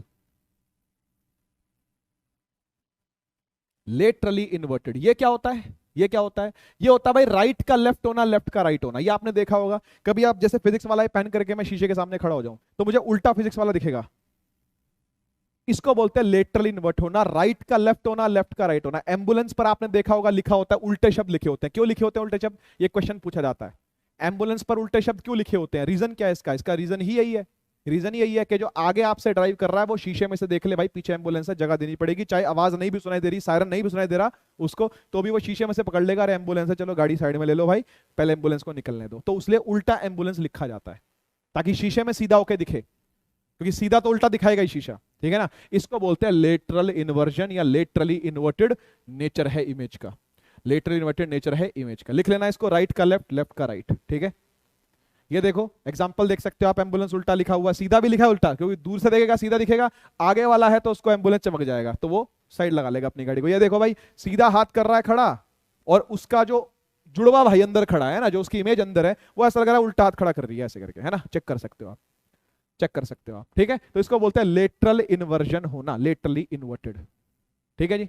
ओके, एक सिंपल सा क्वेश्चन हम लोग डिस्कस करते हैं और आज के लेक्चर को यहीं विराम देते हैं। देखो हो क्या रहा है, दो मिरर हैं, दोनों 90 डिग्री पर है, 90 डिग्री पर है। लाइट आकर के गिरी, इसे बोलेंगे इंसिडेंट रे, ये आकर के गिरी, ये कहां गिर रही है, नॉर्मल पे गिर रही है। कितने एंगल पर गिर रही है, 60 डिग्री पर, तो एंगल आई कितना हो गया, 60 हो गया। और आप जानते हो एंगल आई और एंगल आर बराबर होते हैं, एंगल आई और एंगल आर बराबर होते हैं। तो इसको अटेम्प्ट करो जरा, आपको यह बताना है कि जब ये टकराएगी यहां से यहां और फिर यहां से यहां निकलेगी, तब रिफ्लेक्टेड एंगल कितना होगा, ये एंगल कितना होगा बताना आपने, ठीक है ना। Find the angle of reflection through second mirror, दूसरे मिरर से रिफ्लेक्शन का एंगल कितना होगा ये आपने बताना है।